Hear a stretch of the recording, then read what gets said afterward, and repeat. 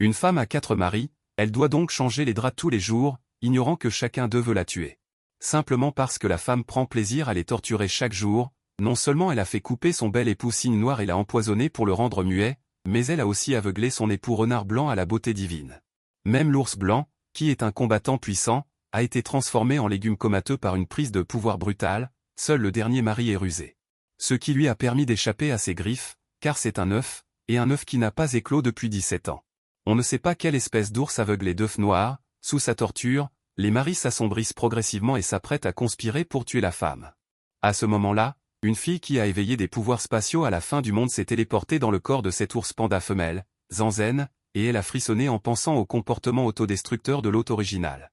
Heureusement, il n'est pas trop tard, elle doit changer l'idée de vengeance de ses maris, l'ours Zanzen, qui a été inconsciente avec une forte fièvre pendant 3 jours et 3 nuits, a maintenant l'estomac collé à la colonne vertébrale à cause de la faim.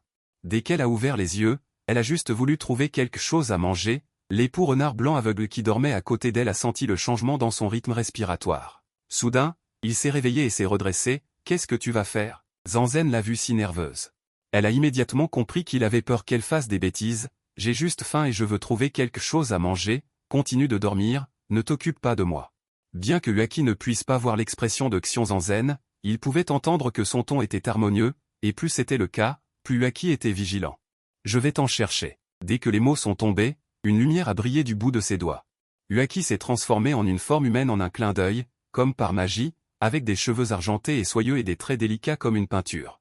Sa silhouette est encore plus grande et élancée, en particulier ses 8 packs d'abdos, qui ont fait saliver Xion Zanzen pendant un moment.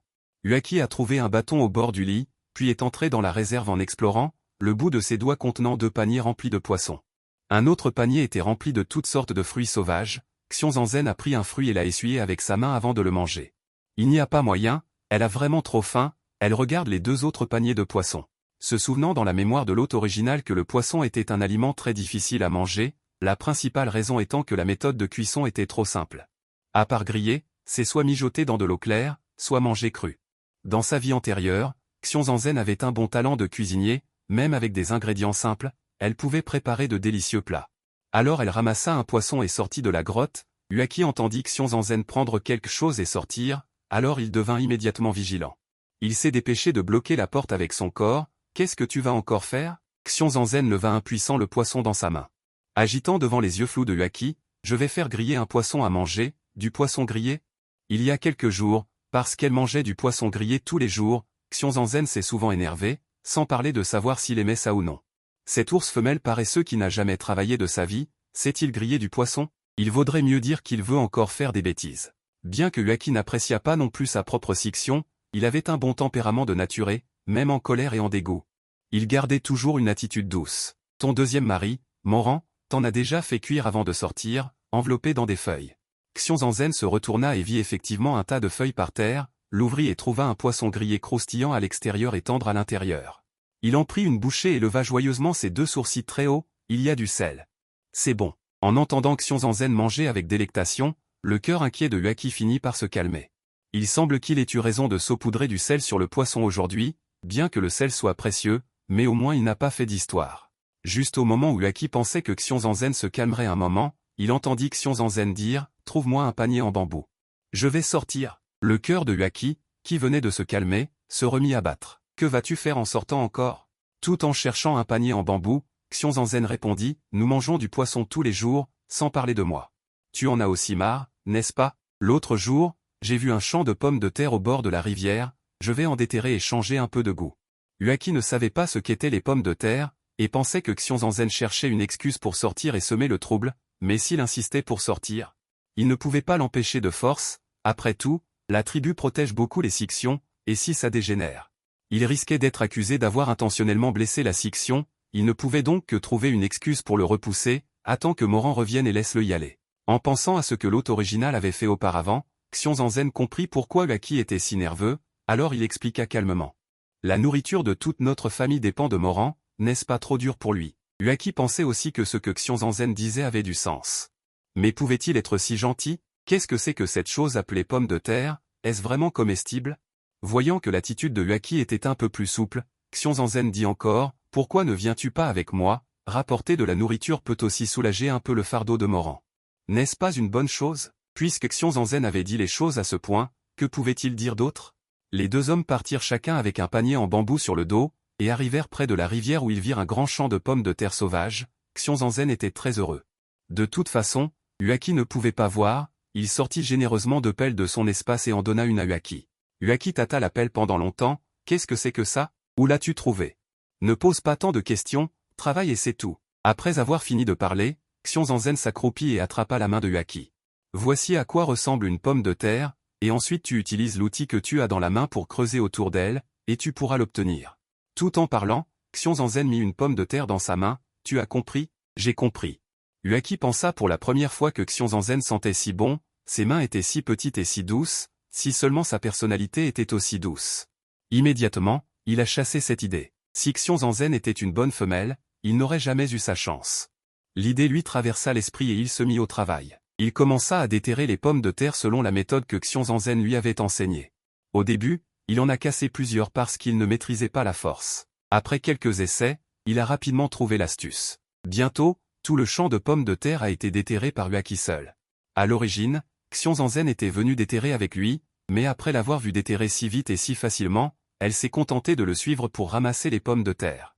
Et tout en ramassant, elle les mettait dans l'espace. Xiongzhen ne put s'empêcher de se lamenter sur la bonne endurance de la bête à forme d'ours. 2 mues de pommes de terre ont été déterrées en moins d'une demi-heure. Et il n'était même pas rouge et à bout de souffle. En un rien de temps, 2 paniers étaient remplis. Xiongzhen a ensuite tendu un panier vide à Huaki. Huaki se souvenait clairement qu'il n'avait apporté que 2 paniers. D'où venait ce panier vide maintenant? Voyant l'air perplexe de Huaki, Xiongzhen a dit de bien travailler et de ne rien demander. Huaki savait que Xiongzhen profitait du fait qu'il ne voyait pas. Il ne voulait rien lui dire. Il n'a rien demandé et a continué à travailler. Juste à ce moment-là, plusieurs hommes bêtes ours sont passés à côté d'eux. En les voyant accroupis sur le sol à faire ces choses, leurs yeux étaient remplis d'une expression étrange. Pourquoi fais-tu ces herbes étoilées toxiques avec Xiongzhen? Même un enfant de 3 ans connaît ce bon sens. Comment se fait-il que ta femelle ne le sache pas? Après avoir entendu cela, les mouvements de Huaki se sont arrêtés. Xiongzhen se moquait de lui. Pas étonnant qu'elle soit de si bonne humeur aujourd'hui. Un des hommes bêtes a relancé, c'est bien d'être aveugle, pas besoin de travailler. Il suffit de cajoler la femelle tous les jours. Un groupe de personnes a ri. Le visage de Huaki s'est visiblement assombri. Voyant cela, Xiongzhen s'est empressé de le réconforter, n'écoute pas ce qu'ils disent. Les feuilles de cette herbe étoilée sont toxiques. Mais les pommes de terre ne sont pas toxiques, elles peuvent être mangées. Profitons du fait qu'ils ne savent pas encore et déterrons en plus. Huaki serra les dents et finit par ne rien dire. Si elle se moquait de lui, elle se moquait de lui. C'est toujours mieux que de le laisser se torturer. Au moins, il est heureux maintenant, moins irritable et sauvage. Quand ces gens se sont moqués d'eux tout à l'heure. La raison pour laquelle Xiongzhen n'a rien dit, c'est parce qu'il savait que personne ne le croirait. Après tout, pendant tant d'années. Le caractère de l'hôte d'origine est bien connu. Son arrivée dans ce corps signifie également qu'il doit accepter les erreurs laissées par l'hôte d'origine. Il est impossible de changer l'opinion de tout le monde du jour au lendemain. L'important maintenant est de savoir comment passer l'hiver. Il ne veut plus mourir de froid et de faim. Maintenant, sa famille est faible, malade. Estropié et estropié, ils comptent tous sur le mari-bête muet, Moran, pour collecter seul la nourriture pour l'hiver, ce qui n'est pas du tout suffisant. Si les autres familles apprennent l'histoire des pommes de terre, il ne pourra pas rivaliser avec ces quelques mari-bêtes malades et estropiés. Il faut donc faire les dissimulations nécessaires. D'accord, rentrons à la maison. Souleva péniblement un panier de pommes de terre et se prépara à rentrer chez elle. Le poids sur son dos disparaît soudainement. On voit alors Huaki portant un panier en bambou sur son dos, la main gauche tenant le panier qu'il venait de retirer de son dos. Bien qu'il soit déjà très en colère, il garde une attitude douce et accepte de ramener chez lui ces choses qu'il considère comme immangeables. Est-ce là la loyauté absolue d'un Shuxiong envers sa propre Sixion? À ce qu'il paraît, la nature d'ours ici est plutôt bonne. Xiongzhen sourit en prenant la main de Huaki pour le guider. Le cœur de Huaki battait la chamade. Il sentait que la main que tenait Xiongzhen était très chaude. Il est devenu différent d'avant aujourd'hui. Avant, Xiongzhen se moquait de lui avec mépris parce qu'il était aveugle. Aujourd'hui, non seulement elle ne l'a pas ridiculisé, mais elle ne l'a pas non plus battu ou insulté. Elle a même pris l'initiative de lui tenir la main pour le guider, même s'il ne faisait que déterrer des choses inutiles et les porter, gaspillant ainsi de l'énergie. Il pense que ce n'est pas grave. Une fois dans le village, les deux hommes rentrent chez eux et découvrent que Muran est déjà revenu. Il tenait également un lapin déjà préparé dans sa main. Les yeux de Xiongzhen s'illuminèrent en voyant le lapin. Elle lâcha immédiatement Huaki. Elle courut vers Muran, regardant le lapin avec joie. Elle avait lutté pendant 7 ans dans l'apocalypse. Elle n'avait pas mangé de viande depuis 7 ans. Puis-je le faire cuire? Muran fut d'abord abasourdi. Dans l'esprit de Muran, Xiongzhen ne devrait pas savoir cuisiner, et elle mijotait peut-être encore un mauvais coup. Puis il repensa. Il n'avait pas manqué de faire des crises de colère parce qu'il mangeait du poisson tous les jours depuis 3 mois. De toute façon, cette viande de lapin a été chassée pour lui.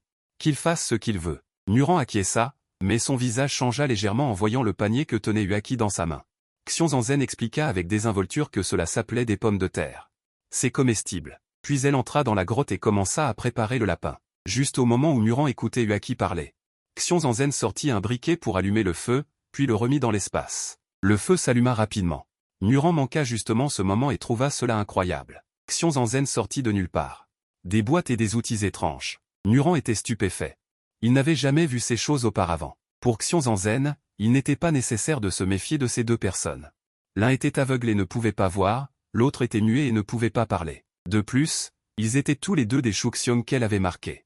La loyauté de Shu Shixiong envers son partenaire est extrêmement élevée. Immédiatement après, Xiongzhen ajouta d'abord de l'eau dans la marmite, puis fit revenir le tout avec cet outil étrange.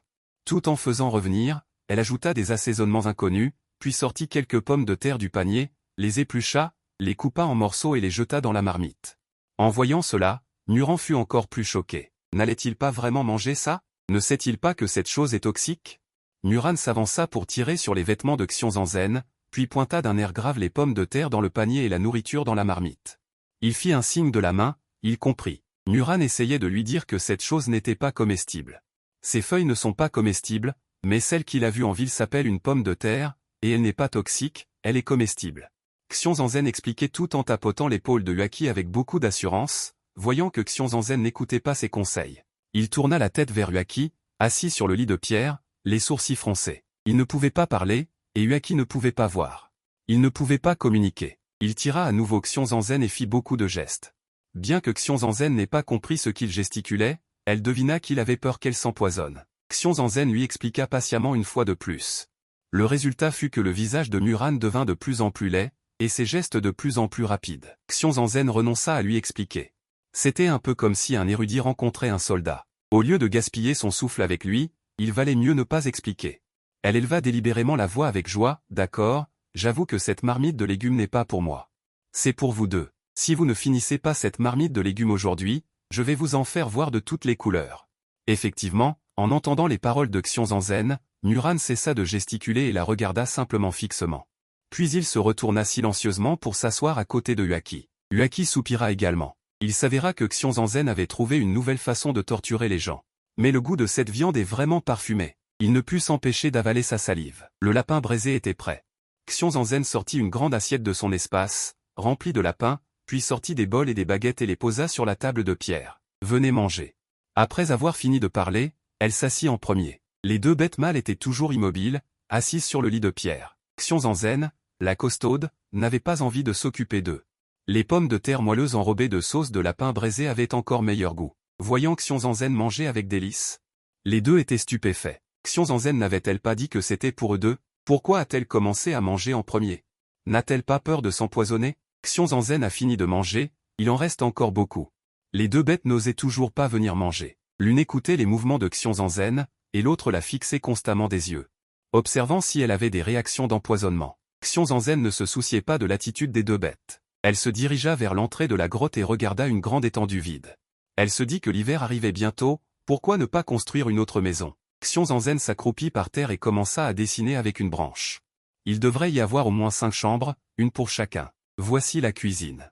Voici la salle de bain, voici le salon. Après avoir construit la maison, la grotte servira d'entrepôt. Xiongzhen marmonnait pour elle-même. Les deux bêtes étaient toutes les deux abasourdies.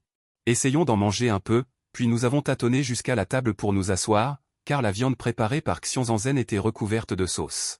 Il n'était pas facile de la saisir directement avec les mains. Muran a appris à imiter la façon dont Xiongzhen mangeait pour saisir la viande, mais il n'y parvenait pas. Laisse tomber, il a utilisé les baguettes comme des brochettes en bois, les enfonçant directement dans la viande et les pommes de terre.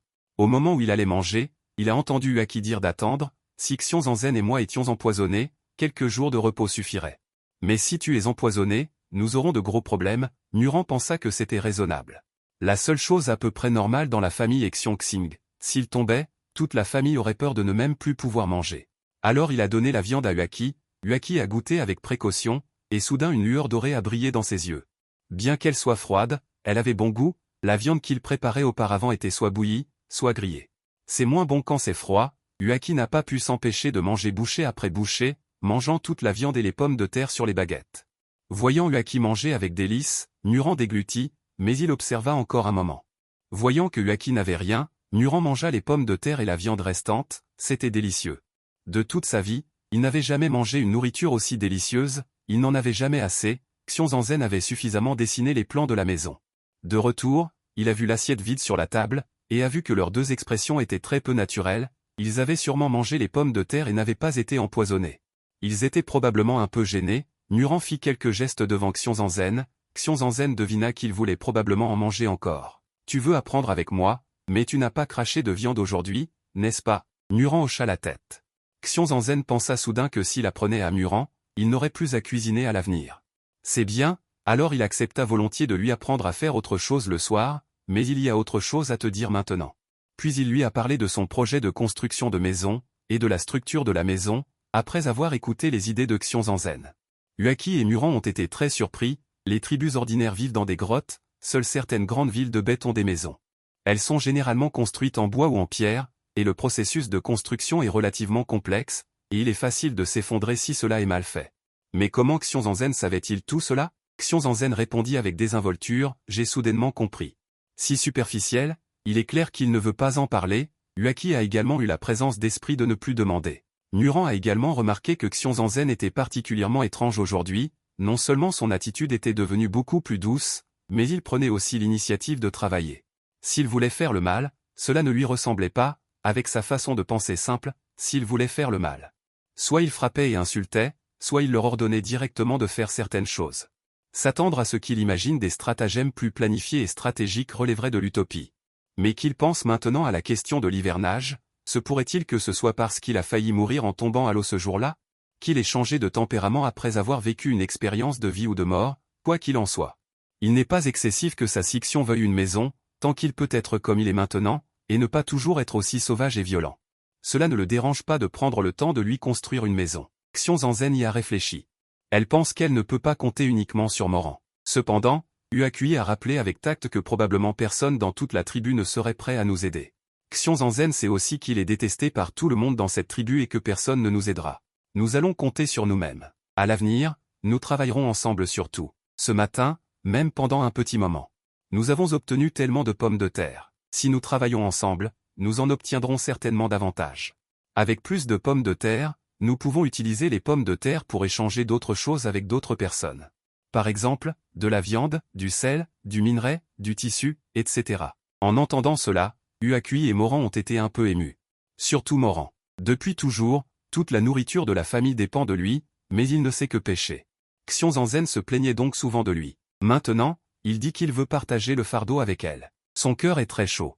Sixion, choyé depuis son enfance, a un caractère un peu arrogant, mais il n'a jamais vu quelqu'un disposé à travailler ensemble. Le soir, Xiongzhen a de nouveau préparé de la purée de pommes de terre à la sauce au caramel et a parlé des nombreuses façons de manger des pommes de terre. Elle a également dit que les pommes de terre peuvent être transformées en vermicelle, ce qui est plus pratique à conserver. Les deux personnes qui hésitaient encore en entendant cela. De plus, Xiongzhen a préparé 2 fois des pommes de terre de manière substantielle, prouvant que cette chose peut effectivement être consommée, et a choisi de lui faire confiance. Après avoir mangé le dîner, il faisait sombre. Il a travaillé dur toute la journée et a transpiré abondamment. Il sentait son corps collant et avait envie de prendre un bain. Après avoir entendu cela, Huaki a dit, c'est l'automne maintenant et c'est le soir. L'eau dans la rivière est froide. Ne sors pas pour te laver. Laisse Moran te faire chauffer de l'eau avant de commencer à te laver. Après avoir entendu cela, Moran a couru en silence dans la cuisine pour faire chauffer de l'eau. Xiongzhen n'a pas pu s'empêcher de penser, ils sont vraiment gentils. Le propriétaire d'origine les a tellement torturés, mais ils sont toujours aussi amicaux avec elle. Claire de Lune, bien qu'elle sache que la plupart des personnes chouffues ici ne ripostent pas lorsqu'ils sont frappés ou insultés, mais il y a aussi une partie des personnes ayant de fortes capacités, qui ont le droit de parole dans la famille. Surtout le premier chouffu. Le premier chouffu est le premier conjoint marié. Le premier chouffu de Xiongzhen est Huaki. Huaki a le droit de parole à la maison, mais il n'est pas non plus autoritaire envers Moran. Contrairement aux autres femelles, pour affirmer son statut au sein du foyer et intimider ses autres époux. Comme il faisait très froid ce jour-là, Xiongzhen se lava et se glissa rapidement dans la couverture en peau de bête sur le lit de pierre. Il y avait une peau de bête sous lui et une autre sur lui, il n'avait donc pas froid. Mais ce lit de pierre était vraiment inconfortable, il se souvint soudain de quelque chose et appela à l'extérieur. « Huaki, ce lit de pierre est inconfortable, puis-je te prendre dans mes bras pour dormir ?» Huaki ne répondit pas. Xiongzhen pensa que c'était un refus. Il s'apprêtait à se contenter de dormir ainsi quand il vit Huaki ouvrir la porte de la chambre et entrer, puis se transformer en un gros tigre blanc duveteux, et se coucher docilement à côté de lui. Xiongzhen s'avança et le serra sans cérémonie dans ses bras, se frottant pendant un long moment avant de trouver enfin un angle confortable. Dès le début de son arrivée ici, Xiongzhen avait très bien réfléchi. Bien que le propriétaire d'origine ne soit pas très apprécié ici, la tribu n'a jamais pensé à l'abandonner. Il n'était pas nécessaire qu'il parte. De plus, partir d'ici ne ferait qu'empirer les choses. Le physique des femelles est relativement fragile. Se tenir debout généralement à 1 ou 2 mètres de haut, apparaître seul dans la nature et rencontrer des bêtes féroces sans aucune capacité de résistance, ainsi que divers animaux errants, sont tous isolés. Ils n'étaient pas si stupides. Après une journée passée ensemble aujourd'hui, et avec les souvenirs du propriétaire d'origine. La personnalité de ces deux époux est très bonne, bien qu'ils ne soient pas très forts et qu'ils aient été rendus handicapés par lui. Mais ils sont tous les deux diligents et capables, ils ne sont pas totalement inutiles. Ce qui est totalement inutile, c'est cet œuf noir. Et l'homme-bête tigre Yunwei qui est allongé dans le lit et n'arrive pas à se réveiller. Parce que le marquage doit se faire entre la femelle et l'ours. Dans un état où les deux parties sont conscientes et volontaires, donc cet œuf et Yunwei, au sens strict, ne sont même pas considérés comme les époux de Xiongzhen. Des pensées désordonnées flottaient dans son esprit, et il s'endormit en un rien de temps. Xiongzhen dormait profondément, mais Huaki souffrait. Il sentait clairement la petite femelle dans ses bras, sa peau douce et lisse, et son parfum sucré. Ses petits pieds glacés ont également été placés sous son petit ventre chaud. Huaki sentit sa température corporelle augmenter constamment. Son corps subissait des changements incontrôlables. À ce moment-là, Xiongzhen, qui dormait profondément, ressentit vaguement. Il semblait y avoir quelque chose de dur derrière lui. La femme avait 4 époux, elle devait donc changer les draps tous les jours en se réveillant. Il ne savait pas que chacun de ses époux voulait le tuer, juste parce que la femme prenait plaisir à les torturer tous les jours. Même le cygne noir à la belle voix. Il l'a empoisonné et rendu muet. Même l'époux renard blanc au visage divin a été rendu aveugle.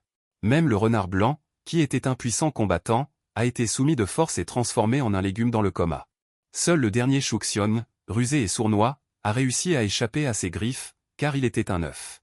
Un œuf aveugle et noir d'une espèce inconnue qui n'a pas éclos depuis 17 ans. Sous ces mauvais traitements, les Shuxiong noircissaient progressivement, se préparant à comploter pour tuer la femme. À ce moment, une fille dotée de pouvoirs spatiaux et travaillant comme pasteur transmigre justement dans le corps de cette Sixion panda, Xiongzhen, se souvenant des actions suicidaires de l'hôte originel. Elle frissonna d'horreur. Heureusement, il n'était pas trop tard. Elle devait changer l'idée de vengeance des Shuxiong à son égard. Reprenons là où nous en étions. Le lendemain, Xiongzhen emmena 2 Shuxiong pour déterrer des pommes de terre. Alors qu'ils s'apprêtaient à rentrer, une femelle, accompagnée de 2 hommes ours, les arrêta. Xiongzhen fut stupéfaite. Après avoir réfléchi, elle réalisa que cette personne était en fait la sœur de Luju. Luju était la personne que l'hôte originel admirait. Afin de pouvoir s'accoupler avec Luju, Xiongzhen le suivait partout. Bien que Luju l'ait clairement rejeté et ait exprimé son aversion, elle continuait à le flatter sans vergogne. L'hôte originel considérait Lurongron comme une amie, mais Lurongron ne pensait qu'à la piéger. Lurongron regarda Huaki portant des herbes étoilées avec dégoût. « Que faites-vous avec ces choses ? Les hommes ours de la maison ne sont pas capables de chasser de la nourriture, et ils ne peuvent pas tout manger. À quoi bon garder un tel homme ours ? Si c'était l'hôte originel, elle se joindrait à Lurongron pour gronder son propre homme ours, l'accusant d'être inutile. Mais la Xiongzhen actuelle remarqua immédiatement son mépris et choisit de l'ignorer. « Écartez-vous. » Lurongron fut stupéfaite par le changement soudain de Xiongzhen. Après réflexion, elle pensa qu'elle avait peut-être trop réfléchi. Son regard se tourna vers Huaki. Son regard devint obsédé. Huaki ne pouvait pas voir, mais Xiongzhen n'était pas aveugle. Elle convoitait en fait son partenaire devant elle. Xiongzhen se plaça immédiatement devant Huaki. « Qu'est-ce que tu regardes ? Tu n'as jamais vu d'homme ours ?» Lurongron regarda Xiongzhen avec incrédulité. À ce moment, elle réalisa que Xiongzhen semblait différente. Se pourrait-il que Xiongzhen ait réalisé qu'elle avait subi beaucoup de pertes et qu'elle allait se fâcher contre elle ? Cependant, Lurongron ne se souciait pas beaucoup de savoir si Xiongzhen allait se fâcher ou non. Il y avait une seule chose qu'elle convoitait depuis longtemps et qu'elle n'avait pas encore obtenue, le partenaire de Xiongzhen, Huaki. Bien que Huaki soit aveuglé et qu'il ne soit pas différent d'un homme bête inutile. Huaki était d'une rare lignée de renards à 9 queues. S'il pouvait avoir quelques petits avec lui, n'aurait-il pas une descendance de renards à 9 queues? Les renards à 9 queues ont une forte probabilité de devenir des bêtes sacrées après avoir atteint l'âge adulte. C'est une existence puissante dans tout le monde des bêtes. Ensuite, Luron grondit d'un ton catégorique. Xiongzhen, tu n'es pas réveillé? N'est-ce pas toi qui as dit que tu allais me donner Uaqui comme esclave de Li? Tu as juré devant le dieu de la longévité et tu as signé un contrat.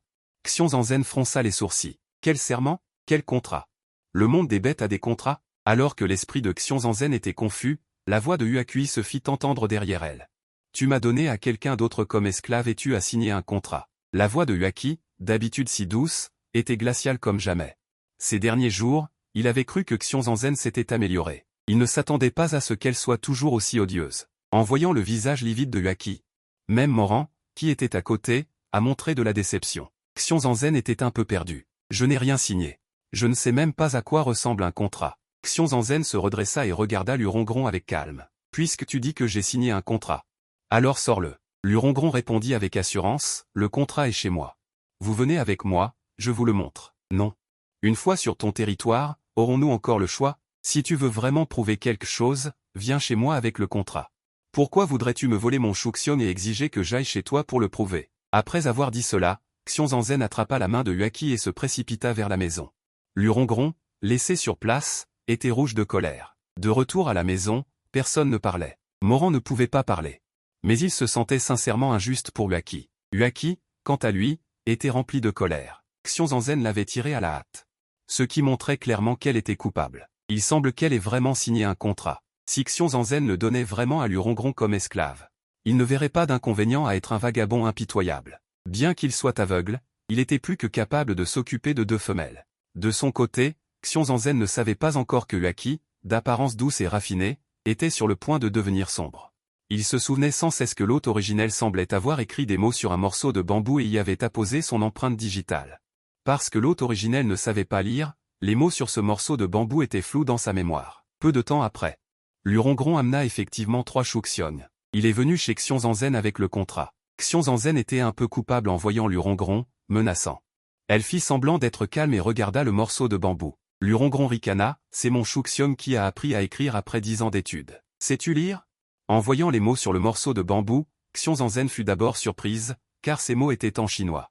Après avoir examiné attentivement le contenu, elle a éclaté de rire. Lurongron était très mécontente de la réaction de Xiongzhen. Xiongzhen s'éclaircit la gorge. Xiongzhen donne Uaqui à Lurongron, signé Xiongzhen.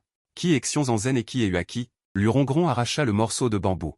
De quoi tu parles? Elle pointa chaque mot du doigt avec une détermination inébranlable. Il est clairement écrit ici que Xiongzhen donne Uaqui à Lurongron.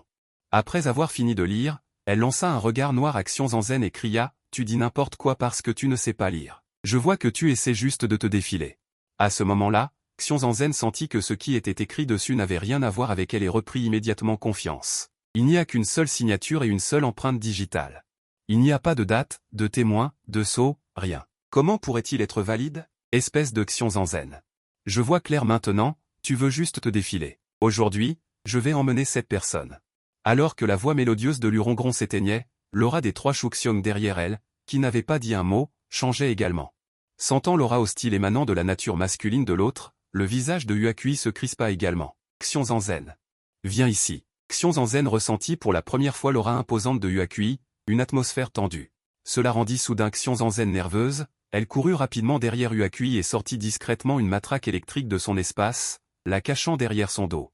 Si les partenaires de Lurongron osaient la voler de force, il leur ferait goûter à un souvenir inoubliable. Lurongron. Même si tu emmènes la personne de force, ça ne servira à rien. Tant que je ne lève pas activement l'empreinte de partenariat, tous tes efforts seront vains. Un éclair de cruauté traversa le regard de Lurongron. Alors, je vais d'abord t'attraper et te couper les 2 mains. Lurongron. Je sais que tu n'es pas convaincu, et moi non plus, puisque ni l'un ni l'autre n'est convaincu. Pourquoi ne pas demander au chef de tribu de nous départager? En entendant cette proposition, Lurongron se calma légèrement. Après avoir réfléchi un instant, elle acquiesça. Peu de temps après, le chef de tribu et de nombreuses personnes du village arrivèrent. Lurongron remit le contrat d'alliance au chef de tribu. Elle expliqua également le déroulement des événements. Le chef de tribu prit le contrat, fronça légèrement les sourcils et jeta un coup d'œil rapide. Puis il tendit les morceaux de bambou au jeune mâle à côté de lui, un homme bête. Il dit respectueusement, pourriez-vous, s'il vous plaît, aider adulte Xin à jeter un coup d'œil. Le visage au contour net de cet homme bête appelé Xin était dur et froid. Sa silhouette était droite comme un pin, dégageant une aura puissante impossible à ignorer. Il regarda les mots sur les morceaux de bambou. Puis il leva les yeux vers Xiongzhen. Comment sais-tu que les mots sur ce contrat sont mal écrits? L'aura de Xin était très puissante.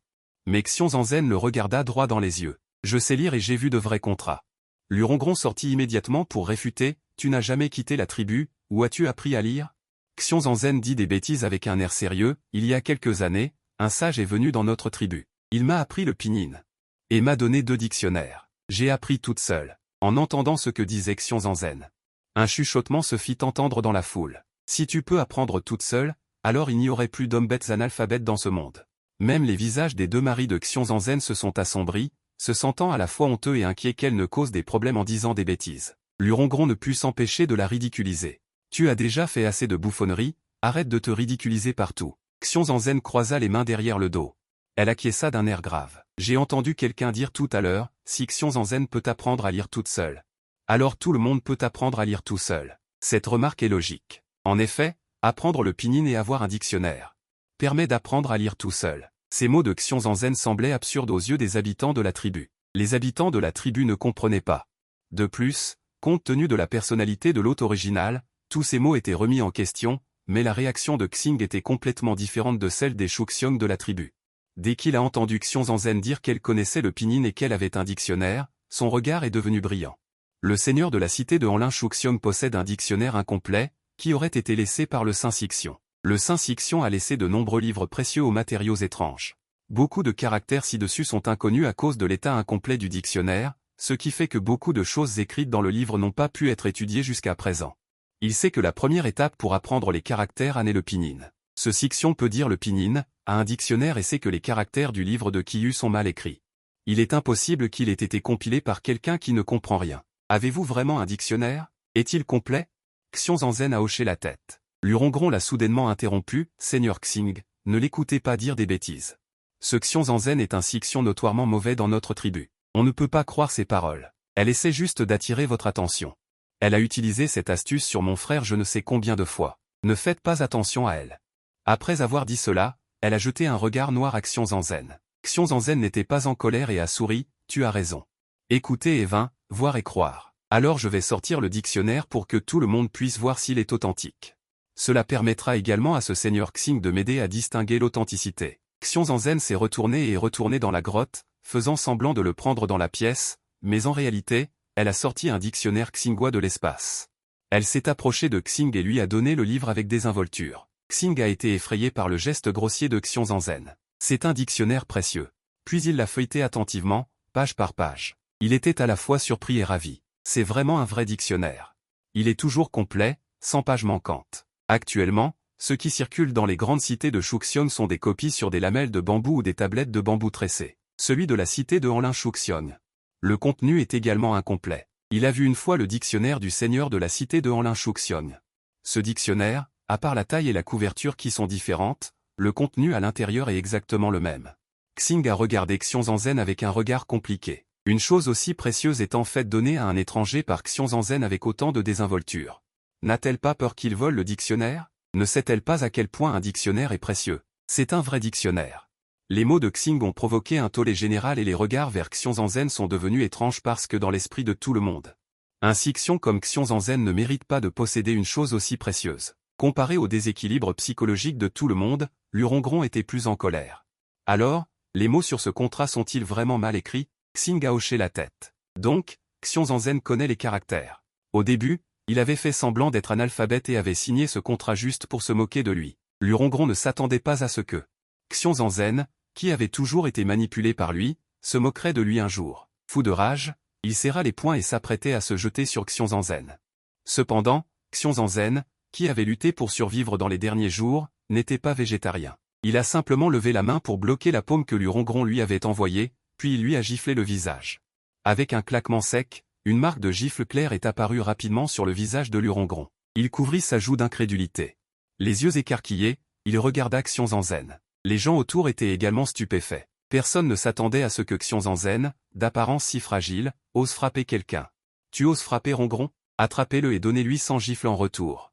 Les 3 grands et costauds Shuxiong de Lurongron ont instantanément rougi. Les Shuxiong de Lurongron étaient tous grands et puissants.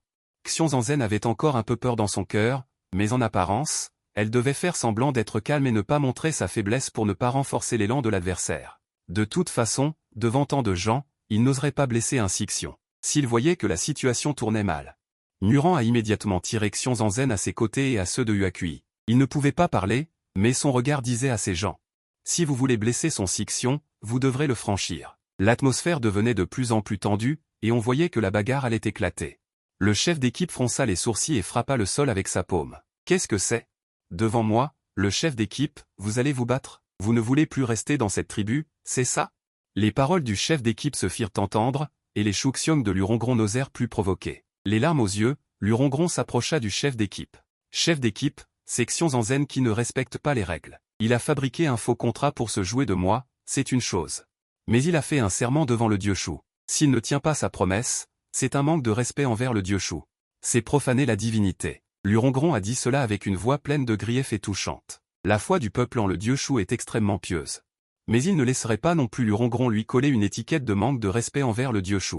Xiongzhen écarta doucement Muran qui se tenait devant elle. Avec un visage impassible, elle regarda froidement Lurongron. Pourquoi aurais-je fait un tel serment? Tu as oublié? C'est toi qui as dit que tu allais me mettre en couple avec Lurong.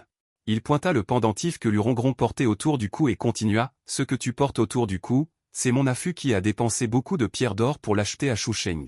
Et mes 3 frères aînés l'ont tous offert à ta sœur idiote. Je t'ai donné tellement de choses. As-tu ne serait-ce qu'une seule fois essayé de me mettre en couple avec Lurong?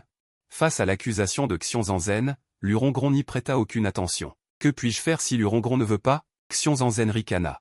Si Lurongron était d'accord, aurait-il encore besoin de quelqu'un pour nous mettre en couple? Puisque tu ne veux pas me mettre en couple avec Lurong, et que tu n'as jamais tenu ta promesse. Alors notre transaction est considérée comme ayant expiré. Je ne suis pas en train de tromper le dieu Shu.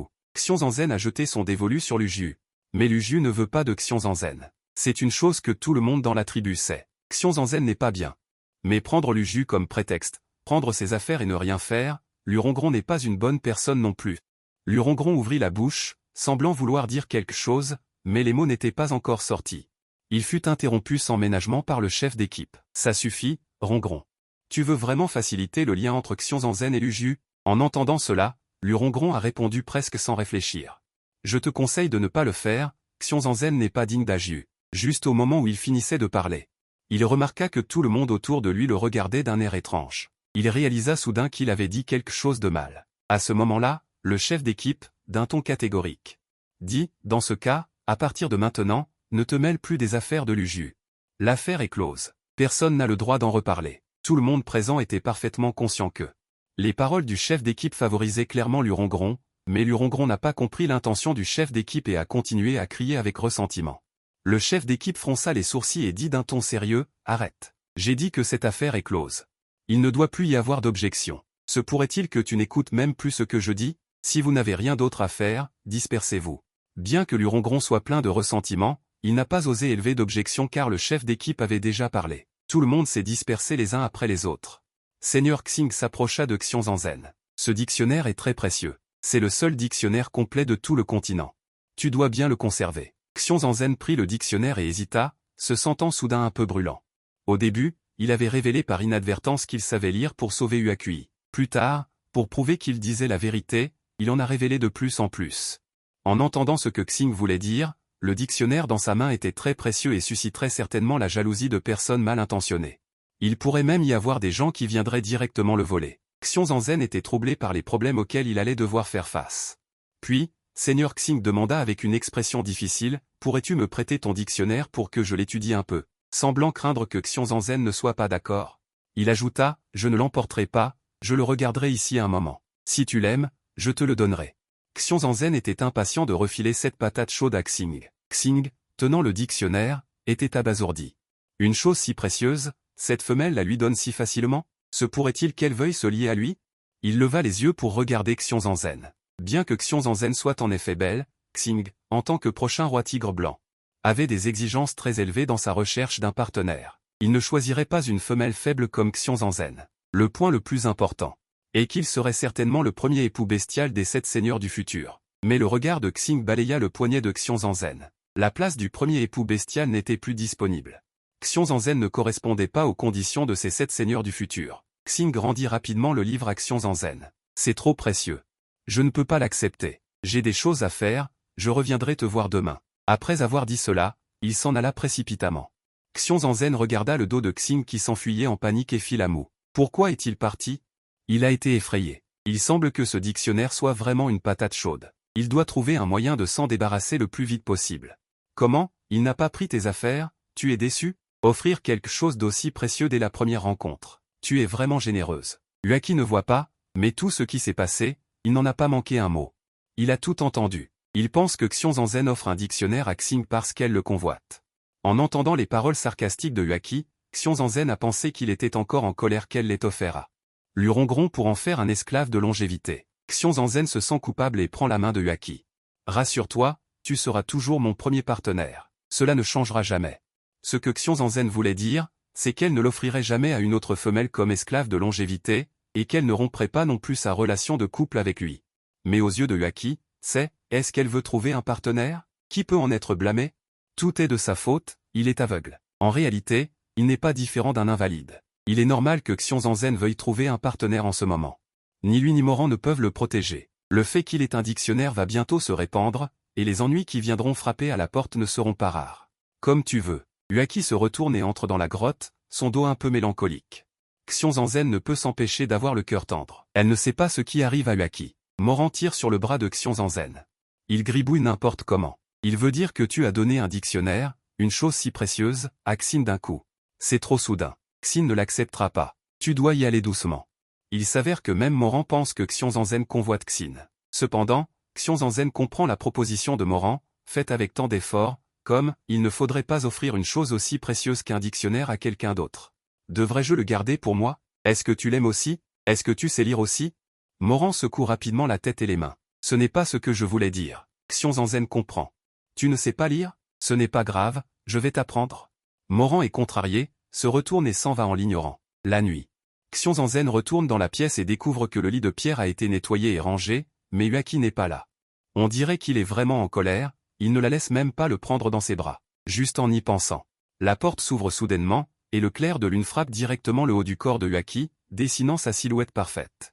Une marque de malédiction émettant une faible lueur autour de sa taille. Cette marque de malédiction est une marque de couple, que la femelle a imprimée sur Xiongzhen lors de l'union. Ce qui fait rougir Xiongzhen. La porte se referme. La lumière à l'intérieur de la pièce s'assombrit. Les pas de Huaki se rapprochent doucement du lit, chaque pas semblant se poser sur le rythme des battements de cœur de Xiongzhen. Huaki s'approche de Xiongzhen. Xiongzhen a tapoté du doigt la joue duveteuse de Huaki. « Je suis désolé, Huaki. Avant, j'étais trop stupide. Je te promets que ça n'arrivera plus. Je le jure. Je ne suis pas en colère. Tu n'as pas besoin de t'excuser. Je te crois. » Les changements de Xiongzhen ces derniers jours. Huaki les a vus de ses propres yeux. Elle voit bien qu'aujourd'hui, elle regrette sincèrement ses décisions passées. Et puis, avec une bonne à rien comme elle, comment pourrait-elle se permettre d'être en colère contre elle? Xiongzhen marmonna, enfoncé dans la douce fourrure de renard. Alors, je veux voir les marques sur ton corps, ça te dérange? Le cœur de Huaki trembla légèrement, comme si elle pensait à quelque chose sans oser trop y penser. Finalement, elle se transforma docilement en forme humaine et prit doucement Xiongzhen dans ses bras, ses doigts frottant doucement la police de son épaule. Comme pour dissimuler sa nervosité, ou comme une forme de retenue. Au contraire, Xiongzhen ne se gênait pas du tout. Elle passa sa main sur le menton, les muscles pectoraux, l'abdomen de Huaki, descendant sans cesse. Huaki attrapa soudain sa petite main agitée. Elle se retourna et la plaqua au sol. Une fois lancée, impossible de s'arrêter. Xiongzhen regretta de les avoir provoqués. Huaki avait l'air si douce et fragile, comment pouvait-elle avoir autant d'énergie? Elle ne savait pas combien de fois elle avait été malmenée. Elle finit par s'endormir profondément. Ce n'est que le lendemain midi qu'elle sortit de la pièce en se tenant les reins et en boitant. Huaki était assise sur le bord de l'entrée de la grotte. « Tu es réveillée? As-tu faim ?» En regardant le visage enchanteur de Huaki, Xiongzhen eut soudain envie de la taquiner. Wan Yao lui murmura à l'oreille. « Je n'ai pas faim. J'ai très bien mangé hier soir. » En entendant cela, les oreilles de Huaki devinrent instantanément rouges.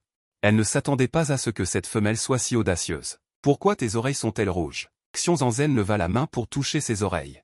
Huaki attrapa le poignet de Xiongzhen et le tira vers le bas. « Es-tu sûr de vouloir faire ça devant tous ces gens ?» Xiongzhen leva les yeux vers l'extérieur de la grotte. Une douzaine de Shuxian se tenaient là, les regardant fixement. Cette fois, c'est au tour de Xiongzhen de rougir. Elle rit maladroitement pour dissimuler son embarras. À ce moment-là, les grands gaillards commencèrent à s'avancer vers Xiongzhen. La première à parler fut une femelle du clan Yang. Xiongzhen, tu es enfin réveillé. Nous t'attendons amèrement ici depuis toute la matinée. On pouvait voir dans son regard larmoyant qu'elle méprisait beaucoup Xiongzhen. Xiongzhen fut immédiatement irrité. Tu n'es pas obligé d'attendre. Ce n'est pas moi qui t'ai demandé de venir. La femelle du clan Yang riposta immédiatement. Comment peux-tu parler comme ça? Tu es toujours aussi déraisonnable qu'avant. Xiongzhen ne la ménagea pas non plus. En quoi suis-je déraisonnable? Je ne t'ai certainement pas invité. Je ne sais même pas pourquoi tu es venu. La femelle du clan Yang, irritée d'avoir été rabrouée, voulut juste lui répondre quelques mots de plus, mais fut fusillée du regard par un vieil homme sur le côté, lui signalant de ne plus rien dire. Le vieil homme est le grand-père de Xiaoying, on ne parle pas comme ça quand on demande un service. Le vieil homme se retourne et affiche un sourire bienveillant à Xiongzhen. Et Zhenzen? Toi et Xiaoying avez grandi ensemble dans la même tribu, tu connais son caractère. En fait, elle n'est pas méchante. C'est juste qu'elle ne sait pas parler correctement. Ne t'en fais pas avec elle. Xiaoying, à côté, fait la moue, visiblement contrariée. Mais elle n'ose plus répliquer. Xiongzhen sait que presque tout le monde dans la tribu la déteste, mais Xiaoying le montre juste. Puisque ce vieil homme lui tend une perche, Xiongzhen la saisit. Une fois la dispute passée, c'est fini. Nous ne vous en tiendrons pas rigueur. Si vous êtes venu me voir aujourd'hui, c'est pour quelque chose? Voilà, les autres ont entendu dire que tu savais écrire et lire, et ils aimeraient que les jeunes de leur famille apprennent avec toi. Voici une petite attention de notre part, dit Papy Yang en même temps qu'il tend à Xiongzhen un panier de fruits rouges. Xiongzhen refuse immédiatement. Si des enfants veulent apprendre à lire et à écrire avec moi, qu'ils viennent directement me voir demain. Pas besoin de m'apporter des choses. Mais Papy Yang insiste pour lui donner les fruits. D'autres adultes se précipitent aussi pour donner de l'argent. Moi, je t'ai apporté une poule. Moi, je t'ai apporté un lapin. Moi, j'ai apporté des légumes sauvages. Tout le monde a l'air de craindre qu'elle ne les accepte pas. Ils mettent directement les choses qu'ils ont apportées dans sa grotte avant de partir. Juste après que tout le monde soit parti. Xing arrive devant sa grotte et dit directement « J'ai quelque chose à te demander. Voici un sac spatial, il contient les 2 sangliers et les 300 pierres de platine que nous avons listées ce matin. J'aimerais utiliser ça comme récompense pour copier ton dictionnaire. Es-tu d'accord ?» Xiongzhen prend le sac spatial, un peu surprise. On dit que seuls les Shuxiong possédant des capacités spatiales peuvent fabriquer des sacs spatiaux. Et fabriquer un sac spatial ordinaire qui peut contenir un sanglier coûte 4 ou 5 000 pierres de platine. En voyant Xing, Xiongzhen a pensé qu'il était venu pour le dictionnaire. Mais elle ne s'attendait pas à ce qu'il donne autant de choses juste pour le copier. La valeur du dictionnaire lui-même n'est-elle pas plus élevée? Si tu aimes tellement ce dictionnaire, rajoute 30 000 pierres de platine et je te le vends. Xing écarquille immédiatement les yeux, surpris. Tu me le vends pour seulement 30 000 pierres de platine? Mince, j'ai demandé trop peu. Mais il est trop tard pour revenir sur ses paroles. Elle ne peut que faire un sourire forcé et hocher légèrement la tête. Xing regarde Xiongzhen avec un regard complexe. Il ne comprend pas pourquoi Xiongzhen est prête à lui vendre le dictionnaire à un prix aussi bas. Mais il voulait tellement ce dictionnaire. Merci. Et il a payé 30 000 pierres de platine. Il est parti avec le dictionnaire. En entendant le bruit des pas s'éloigner, Huaki a finalement dit. Hier, tu voulais offrir le dictionnaire à quelqu'un. Il n'en voulait pas. Aujourd'hui, tu le lui vends à bas prix. Serait-ce que tu as flashé sur lui? Bien sûr que non. Je pense juste que le dictionnaire est compromettant. C'est une patate chaude. Je suis pressé de m'en débarrasser. Soudain. Il sembla penser à quelque chose. Ce que tu dis est logique. Xing a 6 unités de puissance de combat. Si on s'allie avec lui, la force de notre famille serait plus forte. Pourquoi ne me l'as-tu pas dit plus tôt? Pourquoi vendrais-je le dictionnaire? Si je le laissais recopier tous les jours, je pourrais cultiver de bonnes relations.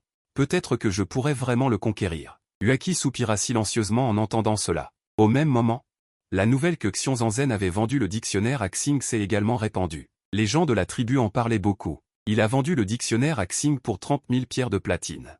Qu'est-ce qu'il mijote? Tout le monde peut le voir. Il ne pense même pas que le grand Xing est le futur roi de la tribu du Tigre Blanc.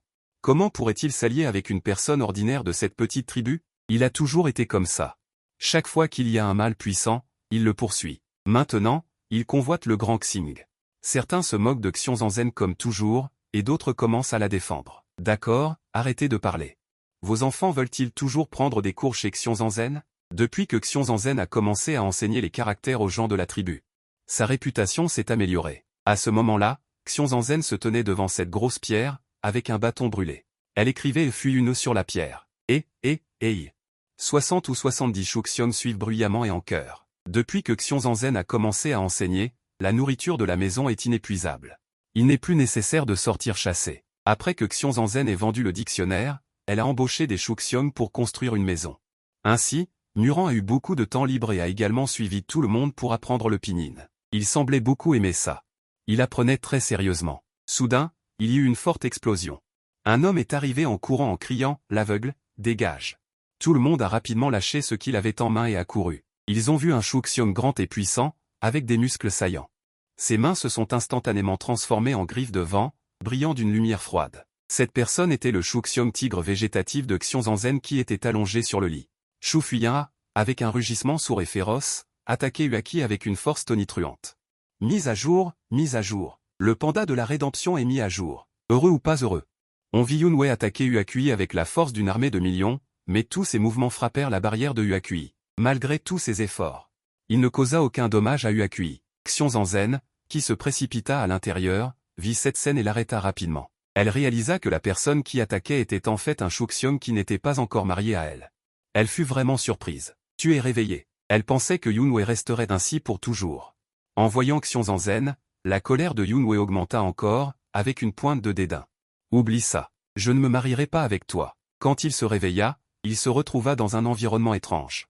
Huaki lui dit que, pendant qu'il était inconscient, Luzang Lao l'avait assigné à Xiongzhen comme Shuxiong. Après avoir entendu cela, sa tête, qui était encore un peu confuse, devint soudainement claire. Heureusement, il découvrit qu'il n'avait pas été touché par Xiongzhen.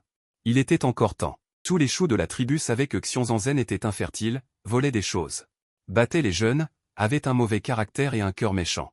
À part son visage, elle n'avait aucun autre avantage. Même si Luzang Lao l'avait désigné, il ne l'accepterait pas et personne ne pourrait l'y forcer.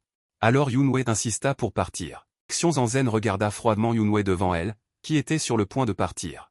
Je sais que tu ne veux pas te marier avec moi, mais pendant que tu étais inconscient, personne ne voulait prendre soin de toi. Si Luzang Lao ne t'avait pas forcé à venir chez moi, je ne t'aurais pas recueilli. Elle fit une pause et continua, puisque tu veux partir. Je ne te retiendrai pas. Mais la nourriture que tu as mangée ici ces derniers mois, ainsi que les soins que nous trois t'avons apportés. Tu dois me donner 5000 pierres de platine en compensation, et je te laisserai partir. Dès que les mots furent prononcés, Yunwei écarquilla immédiatement les yeux. Pourquoi tu ne me voles pas, alors? Xiongzhen haussa les sourcils. Quoi? Tu ne veux pas donner les pierres de platine? Il semble donc que tu préfères rester ici et être mon Shuxiong. Alors, pourquoi ne pas nous marier et agir maintenant? Yunwei lutta intérieurement pendant un moment, puis serra les dents et dit.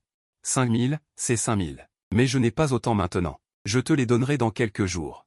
Mais Xiongzhen n'était pas si facile à duper. Pas autant? Cela signifie qu'il y en a encore un peu. Donne d'abord 2500. Le reste doit être remboursé dans un délai d'un mois, sinon.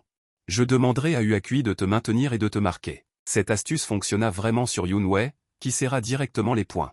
Bien qu'à contre-cœur, il sortit finalement 2500 grammes de pierres de platine de son espace de stockage. Maintenant, puis-je partir? Xiongzhen tapota son sac de stockage gonflé avec un sourire radieux. Qu'il parte. Xiongzhen a agité la main et est partie en trombe, pleine de colère, mais elle n'était pas allée bien loin. Quand elle a entendu la voix de Xiongzhen derrière elle, qui a retenti une fois de plus, souviens-toi de rembourser l'argent dans un mois. Sinon, je te dépouillerai complètement. La colère a obscurci la vue de Yunwei, qui a failli trébucher. Je ne veux pas qu'il me retienne, je ne l'apprécie même pas. Les yeux de mon Akui sont aveugles. Et je dois prendre soin de lui tous les jours. Lui, c'est le comble, dès qu'il ouvre les yeux, il gronde mon Akui. L'appelant sans cesse crevette, alors qu'il n'a jamais osé dire un mot dur à Huaki. Même pas une parole méchante. Et lui, un tigre? Quelle plaisanterie! Je pense qu'il est un ingrat. Plus Xiongzhen y pensait, plus elle se mettait en colère, grommelant et jurant pendant un bon moment. C'est alors qu'elle a pris tendrement la main de Huaki. Comment vas-tu? A-t-il blessé? Huaki a secoué la tête, indiquant qu'il allait bien. Xiongzhen a caressé les cheveux de Huaki. Si je devais me lier à nouveau à l'avenir, cette personne devra respecter mon premier Shufu. Sinon, je n'y penserai jamais. Entendre Xiongzhen dire cela a réchauffé le cœur de Huaki. Mais lui a aussi causé une amertume indescriptible. Zanzen, pourquoi ne cherches-tu pas un autre Shufu? Seulement Moran et moi, nous ne pourrons peut-être pas bien te protéger. Et, je voudrais bien aussi en trouver deux. Avec une forte capacité de combat pour me protéger, mais ce n'est pas si facile. En réalité, ce monde est relativement tolérant envers les Sixions, même si sa réputation est un peu mauvaise, ce n'est pas grave. Mais le fait qu'il soit stérile fera reculer de nombreux Xiongxing exceptionnels, sans parler de ces deux Shufu à ses côtés. L'un est muet, l'autre est aveugle. Qui voudrait se lier à lui? Il faudrait assumer la majeure partie du travail à la maison, ce qui fait que même les chourans ordinaires l'évitent. Pensant que c'était elle qui avait causé la détresse à Xiongzhen, Moran et Huaqui sont restés silencieux. Voyant l'expression de tristesse sur les visages des deux choufus, Xiongzhen les a réconfortés, puisque personne ne peut nous protéger, comptons sur nous-mêmes. Quand nous aurons une belle vie, nous ferons regretter à ceux qui nous méprisent. En réalité, chaque fois que Xiongzhen se sent fatiguée ou dépassée, elle a envie de trouver un choufu fort sur lequel s'appuyer, mais trouver une nouvelle cible demande du temps pour apprendre à la connaître, pour observer son caractère, etc. Et même après avoir passé beaucoup de temps, il n'est pas certain que cela aboutisse. Alors, à y regarder de plus près, il vaut mieux se concentrer sur soi-même. Il vaut mieux réfléchir à la manière de se renforcer. À midi, Xiongzhen, Huaqui et Moran ont préparé des chaussons aux pommes de terre. À peine les chaussons posés sur la table, on a entendu une exclamation « Waouh, ça sent bon! Qu'est-ce que vous mangez de si bon ?» Une petite fille ressemblant à une poupée de porcelaine est entrée en courant, Tuchanchan. Xiongzhen avait l'air surpris. Tuchanchan est la 7e épouse de ses 3 frères aînés et aussi la cousine de Lurongron. Son esprit est comme celui d'un enfant de 7 ans et elle n'a pas encore la capacité d'avoir des enfants. Elle a besoin de quelqu'un pour s'occuper d'elle en permanence. Xiongzhen s'est retourné et a effectivement vu Xiongyi debout là. Grand frère. En entendant Xiongzhen l'appeler grand frère, Xiongyi n'était pas habitué et s'est interrompu, car avant, Xiongzhen ne faisait que l'appeler par son nom. Tuchanchan a vu les chaussons sur la table et était pleine d'attente. Qu'est-ce que c'est? Ça a l'air si bon. Est-ce que je peux en manger un peu? Bien sûr que tu peux. Assieds-toi et mange avec nous. Xiongzhen a également invité son frère aîné à s'asseoir. Mais à ce moment-là, Xiongyi l'a empêché de le faire. Non, ce ne sont pas des choses de notre famille. Chanchan ne peut pas y toucher. Tuchanchan avait l'air déçu, mais a quand même écouté et s'est approché de Xiongyi. Elle lui a pris la main et l'a supplié, « Alors, quand on rentrera à la maison, tu me feras ça à manger aussi. » Exactement pareil. D'accord. Xiongyi a accepté très facilement. Même s'il ne sait pas faire, il peut apprendre. Quant aux choses de Xiongzhen, il vaut mieux ne pas y toucher autant que possible, au cas où elle se fâcherait et on ne sait pas comment elle va faire des histoires. Xiongzhen a souri, a pris un chausson et l'a tendu à Tuchanchan. Ce n'est pas grave. Mange, je t'en donnerai un autre. Les yeux de Tuchanchan se sont illuminés. Elle a voulu tendre la main pour le prendre, mais l'a retiré à nouveau. Après avoir hésité un moment, elle a finalement hoché la tête. Tuchanchan a pris le chausson avec joie et en a mordu une bouchée. C'est délicieux. Xiongzhen a regardé son expression satisfaite. Son humeur s'est également améliorée. Elle a dit, puis a tiré Tuchanchan jusqu'à la table et l'a fait asseoir pour manger. Viens manger un peu aussi. Xiongzhen a regardé le visage de Xiongyi. Dans la mémoire de l'ancien propriétaire, son frère aîné était très bon avec elle. Depuis qu'elle a forcé et comploté contre ses 3 frères aînés pour faire de Tuchanchan son chou, ils ne lui ont plus jamais parlé. Non, j'ai déjà mangé. L'attitude de Xiongyi était un peu froide. Je suis venu aujourd'hui pour te dire que j'ai entendu dire qu'il y a une grande tante très talentueuse à Xuo-Shusheng. Je veux emmener Chanchan voir si elle peut soigner sa maladie. Tu as aussi le problème de ne pas pouvoir concevoir. Et les problèmes de Huaqui et Moran. Si vous voulez aussi trouver cette grande tante pour vous faire soigner, partez avec nous demain. En entendant cette nouvelle, Xiongzhen sentit un élan d'espoir. Si elle pouvait guérir Huaqui et Moran, ce serait une excellente chose. Je vais préparer mes affaires tout de suite et partir avec vous demain. Incroyable que la propriétaire d'origine ait fait des choses aussi terribles. Son grand frère pense encore à lui, elle ne savait vraiment pas l'apprécier. Puisque la propriétaire d'origine ne s'en soucie pas, ce grand frère, il le prend. Xiongzhen invita chaleureusement Xiongyi à manger ensemble. Après le départ de Xiongyi, Moran fit des signes avec ses mains pendant un moment. Le problème est plus grave. Quand Huaqui sera guéri, j'emmènerai Moran aussi. Xiongzhen fit signe à Moran. Viens ici, je vais te donner quelque chose. Xiongzhen tendit les mains. Plusieurs livres apparurent de nulle part dans sa main. Le livre du dessus était un dictionnaire. Moran était perplexe en voyant le dictionnaire. Le dictionnaire n'a-t-il pas été vendu à Xin? Comment se fait-il qu'il soit encore là? Xiongzhen, à côté. Il semblait qu'elle s'était attendue à ce qu'il réagisse ainsi. En fait, dans mon espace, il y a 60 ou 70 dictionnaires identiques à celui-ci. Je vais t'apprendre à utiliser le dictionnaire ce soir. Les illustrations de ce livre sont très jolies. Je te donne ça pour t'instruire. Comme par magie, elle sortit une pile de feuilles et 2 stylos à billes. Ces derniers jours, je t'ai vu étudier. Tu as très bien appris le pinyin. Je te donne ces papiers et stylos. Tu peux t'entraîner davantage quand tu as du temps libre. Enfin, Xiongzhen insista une fois de plus, personne ne doit savoir ça. Si les gens découvrent que nous avons des choses aussi précieuses, cela attirera le malheur. Il faut absolument s'en souvenir. L'expression de Moran devint immédiatement sérieuse. Il hocha la tête avec sérieux. Puis, il informa les quelques personnes qui prenaient des cours avec lui qu'il allait apprendre les arts martiaux. L'enseignement reprendrait à son retour. Le lendemain matin, le personnel était prêt. Après 3 jours de marche, ils arrivèrent enfin à l'école d'arts martiaux. Les bâtiments de l'école d'arts martiaux sont construits en pierre et en bois. Les maisons sont harmonieusement disposées. Les capacités des gens sont incroyables. En l'absence de haute technologie pour aider. Chaque maison est construite de manière extrêmement soignée, et des enseignes sont accrochées des 2 côtés des rues pour attirer les clients. Les étals sont remplis de marchandises éblouissantes. Xiong y emmena tout le monde. Il trouva son oncle dans le clan des pandas au nord de la ville. L'oncle aida chaleureusement à organiser leur logement. Xiong y emmena tout le monde trouver le célèbre grand médecin dès leur arrivée à la clinique médicale de Fouan. On pouvait voir une foule de personnes devant la clinique. Xiong Zanzhen discuta avec une personne à côté d'elle à propos des Shuxiong qui venaient se faire soigner. Il n'est pas certain de pouvoir consulter le grand médecin. Le grand médecin a de nombreux apprentis. Les patients sont d'abord soignés par les apprentis. Ceux que les apprentis ne peuvent pas soigner sont ensuite confiés au grand médecin. Bientôt, ce fut le tour de Xiong Zanzhen et des siens. Un grand médecin d'âge mûr avec une barbe de montagnard. Xiong Zanzhen avança Uki. Le grand médecin. Je voudrais que vous examiniez ses yeux. Le grand médecin d'âge mûr se leva et jeta un bref coup d'œil aux yeux de Uki. Il caressa sa barbe. Je ne peux pas le soigner. Mon maître doit y jeter un coup d'œil. En disant cela, le grand médecin d'âge mûr emmena Xiong Zanzhen et Uki dans la cour arrière. Dans la cour arrière, des rangées d'étagères séchaient diverses herbes médicinales. Un jeune Shuxiong à la posture droite était en train de ranger les herbes sur l'étagère. Il portait une robe à manches étroites bleu pâle élégante et une délicate bandelette pour les cheveux. Attachait ses cheveux noirs et soyeux derrière sa tête. Son apparence contrastait fortement avec les Shuxiong aux cheveux ébouriffés autour de lui. La plupart des Shuxiong préfèrent les vêtements en cuir moulant avec un col très ouvert pour montrer leur physique robuste. Entendant des pas, le jeune Shuxiong se retourna. Le visage délicat d'un jeune homme apparut. Cependant, entre ses sourcils, transparaissait une légère froideur et distance. Si jeune, il ne serait pas le maître du grand médecin d'âge mûr, n'est-ce pas? Bientôt, cette idée de Xiong Zanzhen fut confirmée. Minche, le maître est-il dans la pièce? Minche se contenta de répondre d'un léger même. Le grand médecin d'âge mûr emmena Xiong Zanzhen et les siens dans le hall pour rencontrer un vieil homme aux sourcils et aux cheveux blancs. Le vieil homme se contenta d'examiner et secoua la tête. Je ne peux pas le soigner.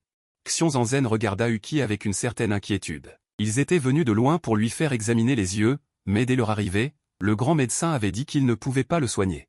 N'était-ce pas découragé Uki? Grand médecin, regardez encore. Le vieil homme agita la main. Ce n'est pas que je ne veux pas le soigner, c'est que je n'en ai pas les capacités. Sans parler de moi, même si vous cherchez dans tout le continent Shushi, vous n'entendrez parler d'aucun grand médecin capable de guérir la cécité. Xiong Zanzhen fut un peu déçu. Les compétences de ce grand médecin ne sont pas aussi impressionnantes qu'elle l'imaginait. Mais c'est normal. Ici, c'est Shushi, de nombreuses maladies ne peuvent pas être guéries. À ce moment-là, Minche, qui avait écouté la conversation à l'extérieur de la porte, dit soudainement qu'on pouvait essayer le véritable alcool. Le véritable alcool? Quel saint s'y a transmis le véritable alcool? Sa contribution à Shushi est vraiment immense. Non. Le vieil homme, le grand médecin, s'opposa immédiatement. Il y a beaucoup de caractères dans ce livre médical dont on n'a pas déterminé la prononciation exacte. Personne ne l'a jamais utilisé. Si on l'utilise imprudemment et que quelqu'un meurt, que faire? Ming-Che se tenait à la porte. J'ai entendu dire qu'un Shuxiong est venu à notre ville d'apprentissage martial avec un dictionnaire complet. Si on trouve ce dictionnaire, on pourra déchiffrer ce livre de médecine. Les paroles de Ming-Che ont donné un espoir à Xiong Zanzhen. Ce dictionnaire complet a-t-il été acheté chez lui? Alors il doit en avoir beaucoup ici, n'est-ce pas? Tant qu'on a ce dictionnaire, on peut soigner Uakui. Le vieux grand médecin secoue la tête. Même avec un dictionnaire, on ne peut pas essayer le zanju, un alcool, facilement. Cela concerne la sécurité de la vie du patient. Il faut être prudent. Xiong Zanzhen comprend les préoccupations du grand médecin. Il a aussi beaucoup de préoccupations. Si Uakui ne se fait pas soigner les yeux, il pourra au moins vivre en bonne santé. Mais si les yeux ne sont pas guéris et qu'il y perd la vie, alors il vaut mieux ne pas le soigner. Ming-Che essaie de convaincre, il faut bien que quelqu'un essaie pour savoir si ça marche. Je suis prêt à m'en servir sur moi-même. Si ça marche, on pourra l'utiliser sur le patient. Le vieil homme, qui était encore aimable, devient sévère à cet instant, on est en train de soigner une maladie, on ne peut pas faire n'importe quoi. Qui sait si les choses écrites sur ces vestiges anciens sont vraies ou fausses? Si tu interprètes ça n'importe comment, n'as-tu pas peur d'y laisser ta vie? Ming-Che rétorque, grand-père. Quand tu étais jeune, étais-tu comme ça, à ne faire que suivre les traces de tes prédécesseurs? Comment as-tu fait pour avoir des compétences supérieures à celles des autres grands médecins? Il s'avère que ce vieil homme est son grand-père. Xiong Zanzhen et Uakui, au milieu de la dispute des grands-parents, ne savent pas s'ils doivent partir ou rester. Ils ne peuvent qu'écouter les informations qui filtrent de leur dispute. Il s'avère que lorsque le vieil homme était très jeune, sa femme et son fils sont morts gelés dans une tempête de neige. Il ne lui restait que ce petit-fils. Il a décidé d'élever Ming-Che correctement. Alors il est resté dans cette ville d'apprentissage martial. Il y a ouvert une pharmacie et y est resté plus de 10 ans. Il s'est habitué depuis longtemps à faire les choses de manière routinière, et n'ose plus essayer de nouvelles choses comme quand il était jeune. Il a peur. Il a peur que s'il arrive quelque chose, qu'est-ce qui arrivera à son petit-fils? Autrefois, il se rendait seul dans les montagnes profondes pour collecter des herbes médicinales, et il a failli mourir à plusieurs reprises. Il ne veut pas que Ming-Che suive le même chemin que lui, mais il ne s'attendait pas à ce que son petit-fils ressemble tellement à lui quand il était jeune. Pour ce Zanju, je suis prêt à essayer. La voix de Huakui interrompt l'atmosphère tendue dans la pièce. La pièce se fait soudainement silencieuse. Le vieil homme soupira et dit, « Je ne vais pas te donner du vrai vin. Je vais te donner du faux vin. » Ming-Che s'est levé sans ménagement pour contredire. En entendant cela, le vieil homme a soudainement sauté et s'est précipité vers Ming-Che. Il lui attrapa l'oreille et dit, « Espèce de petit bâtard, tu te rebelles. » Ming-Che s'est transformé en un lapin blanc sang, avec de longues oreilles.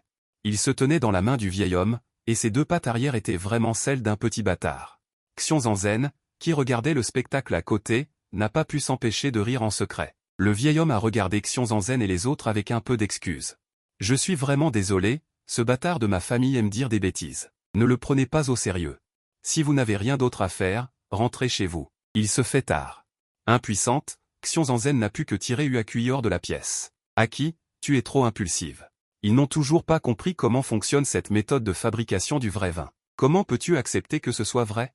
La voix de Huakui était douce et chaleureuse, mais incroyablement ferme. « Zanzen, je ne veux plus être aveugle. S'ils sont prêts à m'aider à fabriquer du vrai vin, je suis prêt à risquer ma vie. » Xiong-Zanzen regarda Huakui et se sentit affligée pour elle. Elle qui était autrefois admirée par tous, est soudainement devenue aveugle.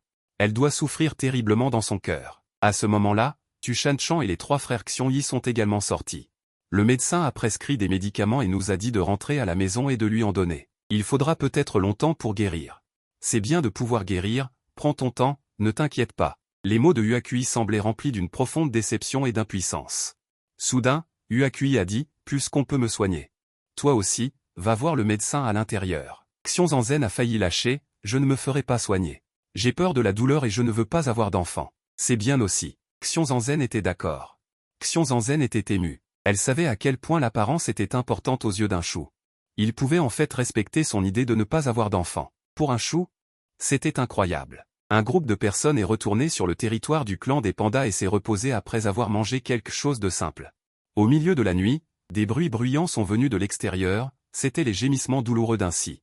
Il devait y avoir un si qui accouchait. Xiong-Zanzen a mis ses vêtements et est sorti de la pièce. À ce moment-là, les partenaires du si se tenaient devant la porte, l'air très paresseux. La sage-femme est sortie et a dit, le bébé est trop gros et ne sort pas. Dépêchez-vous d'aller à l'hôpital chercher un grand médecin. Son visage était rouge comme une écrevisse. À peine les mots de la sage-femme prononcés. La Xiong qui accouchait s'est transformée en un éclair et s'est envolée. En peu de temps, elle a ramené deux Xiong.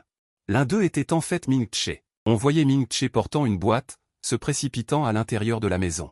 Un instant plus tard, Ming-Che a quitté la porte, se tenant là, sérieux et stable. Le bébé est trop gros et ne sort pas. Il faut faire une césarienne. Les yeux de Xiong-Zanzen s'écarquillèrent. Une césarienne? Mon Dieu, est-ce possible dans une maison ancestrale? Xiong-Zanzen involontairement aperçut son oncle non loin de là. Elle s'approcha et tapota doucement l'épaule de son oncle. Zanzen, tu viens aussi voir le spectacle? Xiong-Zanzen répondit par un sourire. Oncle, ce grand médecin est si jeune. Est-il compétent? L'oncle sourit légèrement en entendant cela. Dans notre ville de Shu, le meilleur médecin est le vieux docteur Ming, et le deuxième est ce jeune docteur Ming. Ne le regardez pas comme il est jeune, mais il peut soigner les gens depuis qu'il est très petit. Son expérience est très riche. En entendant ces mots, Xiong-Zanzen murmura pour elle-même. Je ne m'attendais pas à ce qu'il soit si compétent. Dans ce cas, il n'est pas impossible de le laisser soigner Huakui. Soudain, Xiong-Zanzen entendit quelqu'un l'appeler par son nom. Elle se retourna et découvrit que c'était Seigneur Xing. Que fais-tu ici? J'ai des choses à faire ici. Xiong-Zanzen répondit de manière superficielle. Après tout, ils ne se connaissent pas bien. Il n'y a rien à dire. Quelle coïncidence. Je suis aussi venu ici pour régler quelque chose. Es-tu venu seul? À ce moment-là, Ming-Che sortit de la maison. Il était clair que l'opération avait réussi et qu'il allait rentrer. À cet instant, Xiong-Zanzen sembla distraite par la question de Xing. Je suis venu avec Huakui. Xing ne sembla pas remarquer que l'attention de Xiong-Zanzen était ailleurs. J'ai entendu dire que Huakui est une bête sensible à la température. Bien qu'il soit aveugle, il est capable de se protéger.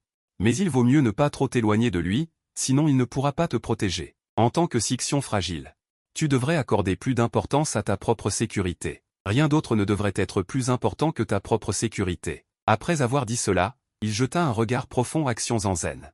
Il espérait qu'elle comprendrait le sens de ses paroles. De son côté, Xing réfléchissait encore à la manière de persuader Xiongzhen de manière détournée de rentrer. De ne pas perdre de temps sur lui. De son côté, Ming-Che avait fini de donner les instructions et était parti avec sa boîte sur le dos. Xiongzhen ne prêta aucune attention au sens des paroles de Xing. Elle pensa juste que c'était un rappel amical. Elle était impatiente de rattraper Ming-Che. Xing perdit patience et ne l'écouta pas davantage. « Merci, Seigneur Xing. Je ferai attention à l'avenir. Il se fait tard maintenant, je ne vais pas vous déranger. On remet ça à un autre jour. » Regardant le dos de Xiongzhen s'éloigner, Xing soupira, impuissant. Il était sur le point de dire avec tact ses propres critères de choix de partenaire, il s'est enfui. On dirait qu'il a deviné ce qu'il allait dire ensuite. Ce petit Sixion est plutôt intense. Ming-Che entendit quelqu'un l'appeler. Ming-Che s'arrêta et se retourna. C'était en fait ce Sixion qui était venu dans la journée pour soigner ses partenaires. Qu'y a-t-il? Le ton de Ming-Che était indifférent. Je voudrais que tu soignes mon partenaire. N'as-tu pas dit qu'il y avait une méthode de vrai vin? Mon partenaire est prêt à essayer. Xiongzhen alla droit au but. Ming-Che resta silencieux un instant, et dit, comme s'il hésitait, notre famille a bien un livre ancien qui contient une méthode de vrai vin, mais tu as entendu aujourd'hui que beaucoup de mots ont une prononciation inconnue. Il n'y a donc aucun moyen d'expliquer leur signification. Même si je voulais essayer de tout cœur, je ne pourrais pas le faire. C'est alors que Xiongzhen pensa soudain à Xing qu'elle avait rencontré tout à l'heure. Son dictionnaire a été vendu à Xing. Si je savais où trouver une version complète du dictionnaire. Après avoir entendu ces mots, une lueur brilla instantanément dans les yeux de Ming-Che. Il est largué, il est largué. Le narcissique Xing va être largué. Xiongzhen emmena Ming-Che et se renseigna sur le lieu de résidence de Xing dans le clan des pandas. Il s'avère que cette fois, Xing est venu dans le clan des pandas pour échanger la gravure de dictionnaire. Comme condition pour faire affaire avec le clan des pandas. Dans une grande pièce, plus d'une douzaine de Shuxiong sont assis devant une table, en train de graver quelque chose. Personne ne parle à l'intérieur, c'est très calme, on n'entend que le bruit du couteau à graver et du bambou qui glisse. Xing tient l'une des lattes de bambou qui vient d'être gravée. Xiongzhen. Tu me cherches? Bien qu'il pose la question, Xing pense que Xiongzhen est un peu humble pour lui. Xing emmena Xiongzhen et l'autre personne à l'extérieur de la porte. Dis-moi. Qu'y a-t-il? Xing a déjà réfléchi à la façon de le refuser. Voici mon ami, il s'appelle Ming-Che. Il est de la lignée Shiwei. Sa famille a un livre de médecine, mais il ne connaît pas la prononciation de nombreux mots. Pourrait-on emprunter ton dictionnaire? La raison pour laquelle elle a amené Ming-Che ici pour emprunter un dictionnaire, au lieu de sortir un dictionnaire de son espace, est qu'elle ne veut pas trop révéler de choses. Alors, c'est ce qu'il voulait dire. Xing poussa secrètement un soupir de soulagement. Au début, entre les mains de Xiongzhen, il a dit qu'il avait fait une bonne affaire avec le dictionnaire. Maintenant que les gens veulent emprunter le dictionnaire, il est gêné de refuser, il peut, mais il ne peut pas emporter le dictionnaire. Il doit l'utiliser ici. Xiongzhen a vu la clarté après le chinois classique. Ming-Che a répondu rapidement. D'accord, c'est résolu si facilement. Les jours suivants, Xing apportait chaque jour le livre médical sur le vrai vin pour le regarder. Ming-Che a également acheté spécialement du papier et des pinceaux pour prendre des notes. Chaque fois qu'il voyait l'écriture de Ming-Che, Xiongzhen ne pouvait s'empêcher de faire la moue. Cette écriture est trop laide. Tordue, ce n'est pas aussi bien que les vers qui rampent. Chaque jour, les mots écrits par Dai sont du chinois céleste. Mais en pensant qu'il pourrait y avoir de nombreux endroits à utiliser Ming-Che à l'avenir, il vaut mieux établir de bonnes relations à l'avance. Alors il a décidé de faire de la bonne nourriture tous les jours pour plaire à Ming-Che, mais ici à part Ming-Che, il y a aussi Xing et ses Shuxiong de Kezi. Il était gêné de ne le donner qu'à une seule personne, alors il prévoyait de donner à chacun sa part à chaque fois.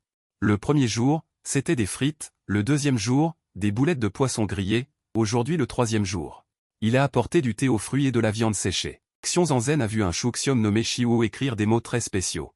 C'est comme s'ils avaient été découpés d'un dictionnaire. Tes mots sont si beaux, horizontaux et verticaux, carrés et droits. C'est exactement comme les polices du dictionnaire. Comment es-tu si doué? Xiongzhen croit fermement qu'une bouche sucrée ouvre toutes les portes. Shiwu, qui a été complimenté, était naturellement ravi dans son cœur, et même un peu gêné. Tu es différent de tous les Sixiong que j'ai rencontrés. Non seulement tu es beau, tu as bon caractère, mais la nourriture que tu prépares est aussi très bonne. Avec les compliments de Shiwu, Les autres ont également commencé à faire des compliments. C'est ce qu'on appelle une personne belle et bienveillante. Zanzen, tes Shuxiong doivent être très heureux. As-tu besoin d'un Shuxiong de remplacement? Regarde si je peux faire l'affaire. Oui, Zanzen, ne te contente pas de regarder l'adulte Xing, pense aussi à nous. Nous sommes aussi très bien. Pendant un moment, les Shuxiong dans la pièce ont commencé à bavarder. Xiong Zanzen était un peu abasourdi. Quand est-ce qu'il n'a regardé que Xing? La personne à laquelle il a toujours accordé le plus d'attention n'est-elle pas Ming Che? Qu'est-ce que cela a à voir avec Xing? Xiong Zanzen ne savait naturellement pas que quand il n'était pas là, Shiwu avait fait une grande annonce dans cette pièce. Il a été félicité pour avoir envoyé un dictionnaire à l'adulte Xing pour le poursuivre, et a vendu le dictionnaire à l'adulte Xing à bas prix. Ensuite, il a bravé les difficultés et a traversé les montagnes pour chasser jusqu'à la cité de neige de Shuwu. Maintenant, il a même déposé son statut de Sixion. Il prépare de la nourriture pour l'adulte Xing juste pour pouvoir jeter un coup d'œil à l'adulte Xing chaque jour. La raison pour laquelle ils peuvent manger est que les délices préparés par Xiong Zanzen étaient tous bénis par l'adulte de la galaxie, mais malheureusement, leur noble adulte de la galaxie ne voudrait absolument pas d'une simple Sixion. Les efforts de Xiong Zanzen sont voués à l'échec. Pauvre petite Sixion. Les personnes dans la pièce, des éloges initiaux, sont passées à une grande scène de déclaration d'amour. Zanzen. Je suis Uzu, ma force de combat est de 5 Wen, et je sais écrire et compter. Qui dans cette pièce ne sait pas écrire et compter? Zanzen. Je suis Yangzu. Nous, les Yangzu, avons des mines de sel. Si tu deviens ma Sixion, tu peux manger du sel à volonté. Le sel suffit, il ne sert à rien d'en manger trop. Nous, le clan des Pans, avons des branches. Deviens ma Sixion. La mystérieuse ascension. Le grand feu est entré dans l'ascenseur. Quoi qu'il en soit, l'action de la galaxie a involontairement désamorcé l'embarras de Xiong Zanzen. Alors il a jeté à la galaxie un regard reconnaissant et est parti. La galaxie a rattrapé Xiong Zanzen. Tiens, je t'offre ceci. La galaxie a sorti une pierre ronde verte de la taille d'un œuf de pigeon. La pierre avait une couleur douce et avait été polie pour être lisse. C'était très joli. Xiong Zanzen n'a pas pris la pierre. Ça doit être cher, non? Je ne peux pas l'accepter. Garde-la. La valeur de ce dictionnaire dépasse de loin les 30 000 pierres de platine. J'ai déjà profité de toi. Maintenant, je compense. En disant cela, il a mis la pierre de force dans la main de Xiong Zanzen. Aussi, merci pour la nourriture de ces jours-ci. La galaxie pensait que puisqu'il n'avait pas l'intention d'accepter Xiong Zanzen, il ne devrait pas lui être redevable. Il devrait tracer une ligne claire. Cependant, Xiong Zanzen a rendu la pierre. Tu es trop poli. Ce dictionnaire ne me sert à rien. Il pourrait même attirer des ennuis. Il est plus utile entre tes mains. Quant à la nourriture, c'est un plus. Ne t'en soucie pas. Xiong Zanzen ne savait pas ce que pensait la galaxie. Il pensait juste que ce Shuxion était plutôt honnête et qu'il pouvait s'entendre avec lui. Voyant que Xiong Zanzen ne semblait pas comprendre son intention, la galaxie a ajouté, à l'avenir, n'envoie plus de nourriture. De peur d'affecter leur efficacité au travail. Xiong Zanzen a été surpris pendant un moment. Il s'est avéré qu'il les avait dérangés en leur envoyant de la nourriture. Alors, ils ne devraient plus venir. À l'avenir, la nourriture pour Ming Che sera livrée directement à l'infirmerie. D'accord. Je comprends. Xiong Zanzen a hoché la tête avec un sourire. Voyant que Xiong Zanzen n'était pas du tout blessé d'être rejeté. Sans trop s'attarder, un éclair de tristesse a traversé les yeux de la galaxie. Sa Sixion idéale ne lui mettrait pas de pression. En y repensant, Xing ressentit un peu plus d'affection pour Xiong Zanzen. En un clin d'œil. Ils avaient déjà passé plus de 10 jours à Xuo Shucheng. Xiong Zanzen était assise sur le lit, ne s'attendant pas à pouvoir acheter du coton et de la soie ici. Quand on rentrera, on s'assoira chacun sur une couverture en coton. En entendant le son du couteau de Xiong Zanzen, Huakui souriait toujours avec tendresse. Il ne manqua pas de mots. À ce moment-là, Xing arriva devant la porte. J'ai entendu dire que tu partais? Oui, je pars dans un moment. Xiong Zanzen hocha la tête. Xing resta silencieux un moment avant de demander, puis-je t'emmener quelque part? Avant même que Xiong Zanzen ne puisse répondre, Huakui dit, vas-y. Nous t'attendrons. Xiong Zanzen comprenait le sens de Huakui. Huakui avait toujours espéré qu'il trouve un moyen d'avoir une force de combat plus forte. Pour mieux le protéger. Xing est en effet un très bon choix, que ce soit en termes de caractère, de force ou d'apparence. Xing est excellent à tous points de vue. En fait, dès qu'il a entendu dire que Xiong Zanzen allait partir, Xing n'a pas dormi de la nuit. Depuis qu'il a dit à Xiong Zanzen de ne plus lui apporter de nourriture, Xiong Zanzen n'est plus jamais apparu devant lui. Il devrait être content. Mais pourquoi est-il si triste? En fait, il le sait très bien dans son cœur, il est tombé amoureux de Xiong Zanzen sans s'en rendre compte. C'est juste qu'il n'ose pas y penser profondément parce qu'il ne peut pas accepter cet amour. Il a réfléchi toute la nuit. Peut-être que ce sera la dernière fois qu'il verra Xiong Zanzen. Il veut revoir Xiong Zanzen une dernière fois pour lui dire au revoir correctement. Xing se transforma en un tigre blanc, emmenant Xiongzhen à travers une forêt dorée, jusqu'à une montagne. Xing reprit forme humaine et s'assit côte à côte avec Xiongzhen à l'ouest. N'est-ce pas magnifique ici? Les mains de Xiongzhen transpiraient légèrement. Les coins de sa bouche se soulevèrent en un léger sourire. Le regard de Xing était aussi doux que l'eau, fixant Xiongzhen sur le côté. Tu es très belle aussi. Puis il sortit un pendentif de sa poche. Le pendentif dégageait une aura élégante et fraîche. Le 7 couleurs présentait un vert clair doux, exactement de la même couleur que la pierre qu'il avait offerte à Xiongzhen ce jour-là. Il ne fait aucun doute que ce pendentif était sculpté dans cette pierre. Xing attacha soigneusement le pendentif au cou blanc et mince de Xiongzhen. Face aux actions de Xing, le cœur de Xiongzhen ne ressentit pas la moindre vague. Mais il ne put s'empêcher de demander « Tu m'aimes ?»« J'aime. » Xing hocha la tête avec un regard ferme. « Alors, veux-tu devenir mon partenaire ?» demanda à nouveau Xiongzhen. « Je suis désolé, je ne peux pas devenir ton partenaire. Je suis le prochain roi tigre du clan du tigre blanc. Mon partenaire a déjà été choisi. » La voix de Xing portait une trace d'impuissance et d'amertume. Xiongzhen dit avec désinvolture. « Chacun a son propre choix. Tu ne m'as rien promis. Il n'y a pas de quoi être désolé. » En disant cela, Xiongzhen a détaché la pierre avec agilité et l'a rendue à Xing. « Puisque tu ne veux pas te lier à moi, ne m'offre pas ce genre de choses. Ton nom est gravé dessus, il n'est pas approprié que je le porte. Tu ne veux pas te lier à moi et tu fais quand même ça? Si jamais on se revoit plus tard. Ce serait embarrassant, n'est-ce pas? Faisons comme si rien ne s'était passé aujourd'hui. Qu'on reste amis quand on se reverra, d'accord? » L'aisance de Xiongzhen a rendu l'émotion infiniment enchevêtrée dans le cœur de Xing encore plus vive. Il a commencé à douter si Xiongzhen l'avait jamais aimé. Xing était un peu lourd, déprimé par son rejet. Xing s'est transformé en tigre blanc et a ramené Xiongzhen sur son dos. Tout le long du chemin, ils ne se sont pas parlé. Dès qu'ils sont arrivés à leur domicile, ils ont vu Ming-Che avec un visage glacial. « Tu viens me chercher ?» Xiongzhen était perplexe. Qu'est-ce qui se passe aujourd'hui? D'habitude, ces deux personnes l'ignorent. Comment osent-ils venir frapper à ma porte ensemble? Pourquoi m'as-tu donné autant de nourriture aujourd'hui? Tu vas partir? Oui, je vais partir dans un moment, dit Xiongzhen. Ming-Che semblait un peu excité. Il fit un pas en avant. Tu as gaspillé tellement d'efforts chaque jour. À me faire de la nourriture délicieuse, juste pour les yeux de Huakizi? Maintenant, je n'ai même pas commencé à le soigner. Que vous allez déjà partir? Avez-vous abandonné? Ou ne me faites-vous pas confiance? Ming-Che est la plupart du temps froid et distant. Son soudain enthousiasme a mis Xiongzhen mal à l'aise pendant un moment. Xiongzhen s'est empressé d'expliquer, bien sûr que non, je n'ai pas abandonné. Je crois aussi en tes compétences médicales. C'est juste que je pense que tu vas étudier longtemps et que tu ne pourras pas comprendre ça en un instant. L'examen semestriel arrive bientôt, n'est-ce pas? Je dois vite rentrer, sinon il sera difficile de rentrer quand il neigera. Une fois que les quelques mois de l'examen semestriel seront passés, et que tu auras presque fini tes recherches, je ramènerai Huakui avec moi pour te trouver. En entendant l'explication douce de Xiongzhen, l'émotion excitée de Ming-Che s'est calmée. Alors, tu n'aurais pas dû le dire plus tôt. Je pensais que tu ne me faisais pas confiance. Ming-Che a fait semblant d'être calme, mais la conversation entre ces deux personnes a involontairement blessé Xing qui était à côté. Attends, donc Xiongzhen est venue à la cité martiale de l'apprentissage pour soigner les yeux de Huakizi. Elle n'est pas venue spécialement pour le trouver? Leur rencontre n'était qu'une coïncidence? Donc, toute cette nourriture était faite pour Ming-Che? Donc, tous ces jours, il pensait que Xiongzhen était follement amoureuse de lui, mais tout cela était de son imagination. Il était juste en train de s'imaginer des choses. Donc, Xiongzhen est si détaché parce qu'elle ne l'a jamais aimé. Au fond de l'esprit de Xing, il semble que quelque chose le sonde. Ming-Che tourna la tête pour regarder Zhenzen. Ne pourrais-tu pas rester quelques jours de plus? Il avait l'air de demander ça avec désinvolture, mais ses oreilles rouges le trahissaient. Une personne au tempérament froid comme lui doit rarement retenir les autres. Cette façon de supplier était même un peu adorable. Xiongzhen éclata soudain de rire. Elle taquinait délibérément Ming-Che. Quoi? Tu ne veux pas que je parte? Pourquoi ne viens-tu pas avec moi? Ming-Che était étonnamment déterminé. D'accord, attends que je rentre chercher mes affaires. Après avoir dit cela, il se tourna vers sa maison.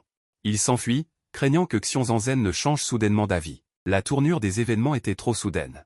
Il disait juste ça en plaisantant. Ming-Che s'était enfui comme le vent. Xiongzhen n'eut pas le temps de l'arrêter. En regardant le dos de Ming-Che qui s'éloignait, Xing l'enviait un peu. Il enviait le fait qu'il n'était qu'un Shuxiong ordinaire. Pas besoin d'être influencé par les intérêts de la race, juste faire ce qu'il voulait faire. Xiongzhen. M'as-tu déjà aimé? Les yeux humides et légèrement rouges de Xing. Xiongzhen fronça les sourcils. Quel est l'intérêt de parler de ça maintenant? C'est probablement que plus on ne peut pas obtenir quelque chose, plus on est réticent à abandonner. Mais en ce moment, lui, une petite poule mouillée, devait éviter de blesser qui que ce soit autant que possible. Elle arbora un sourire radieux. Bien sûr que je t'aime, sinon pourquoi voudrais-je être ton ami? Xiongzhen interpréta délibérément l'amour dans la bouche de Xing comme un autre type d'amour, puis ne lui laissa pas la chance de parler à nouveau. Elle ouvrit résolument la porte et entra dans la maison. Le mot que Xing allait prononcer resta coincé dans son cœur. À peine franchi le seuil de la porte, Xiongzhen vit que tout le monde était déjà prêt. Alors, partons tout de suite. À ce moment-là, Huaki dit soudain, tu n'as pas dit que tu allais emmener Mengsh. N'allons-nous pas l'attendre? Il s'avère qu'il était juste dehors et la conversation avec ces deux personnes avait été entendue clairement par les personnes à l'intérieur de la pièce. Et, il n'a dit qu'une blague en passant. Il ne s'attendait pas à ce que Mengsh le prenne au sérieux. S'il n'attendait pas Mengsh, ne serait-ce pas manquer à sa parole? L'impression qu'il laisserait à Mengsh serait certainement fortement diminuée. Comment pourrait-il demander à Mengsh de distiller de l'alcool pour Huaki? En pensant à cela, Xiongzhen dit avec une certaine hésitation, alors attendons encore un peu. Mengsh rentra chez lui. Il expliqua brièvement à son grand-père qu'il allait partir avec Xiongzhen, puis commença à faire ses bagages. Et grand-père Ming, après avoir écouté, suivit Mengsh partout, marmonnant sans cesse. Mon enfant, ne fais pas de bêtises. Ce Xiongzhen n'est qu'une simple section d'une petite tribu. Il faudra aller dormir dans des grottes humides et sombres. C'est incomparable à notre maison aérée et lumineuse. Tu as toujours vécu dans un si bel environnement. Tu ne vas certainement pas le supporter. Cependant, Ming Che a répondu calmement, j'ai aussi vécu dans une grotte quand j'étais petit. Pour moi, ça ne fait aucune différence. Grand-père Ming fronça les sourcils. Les conditions dans ces petites tribus sont difficiles. La nourriture, les vêtements et les articles sont très rudimentaires. Tu te sentiras certainement mal à l'aise une fois là-bas. Ming Che était déterminé. J'ai déjà réfléchi à ces problèmes. Nous pouvons venir étudier les arts martiaux et faire des achats de temps en temps.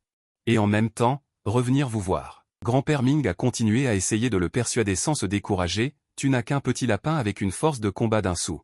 Si tu le suis dans une tribu aussi éloignée, au cas où il t'utiliserait et te jetterait, tu n'aurais même pas d'endroit où pleurer. Non, Zanzen est un Sixion responsable, il ne me fera pas ça. Le regard de Ming Che était ferme. On ne peut pas empêcher le cours des choses. Cette petite Sixion a juste préparé quelques bons repas. Et t'a emmené avec elle. N'es-tu pas stupide? Voyant que Ming Che était déterminé à partir, grand-père Ming était tellement inquiet qu'il s'est frappé les cuisses. Grand-père, après mon départ, vous devez prendre soin de vous. Dès que la saison des neiges sera passée, je reviendrai vous voir. Ming Che a tendu les bras et a doucement étreint grand-père Ming. Grand-père ne pouvait pas le retenir. Il ne pouvait que soupirer impuissant. Si ce Xiongzhen t'abandonne, tu reviens. Nous avons un hôpital à la maison, et tu es un grand médecin. De toute façon, tu ne seras jamais réduit à être un chou errant. Ou un esclave chou. Tu comprends? En entendant ces mots, le cœur de Ming Che s'est réchauffé. Il n'était pas doué pour les mots, mais il savait que son grand-père s'inquiétait pour lui.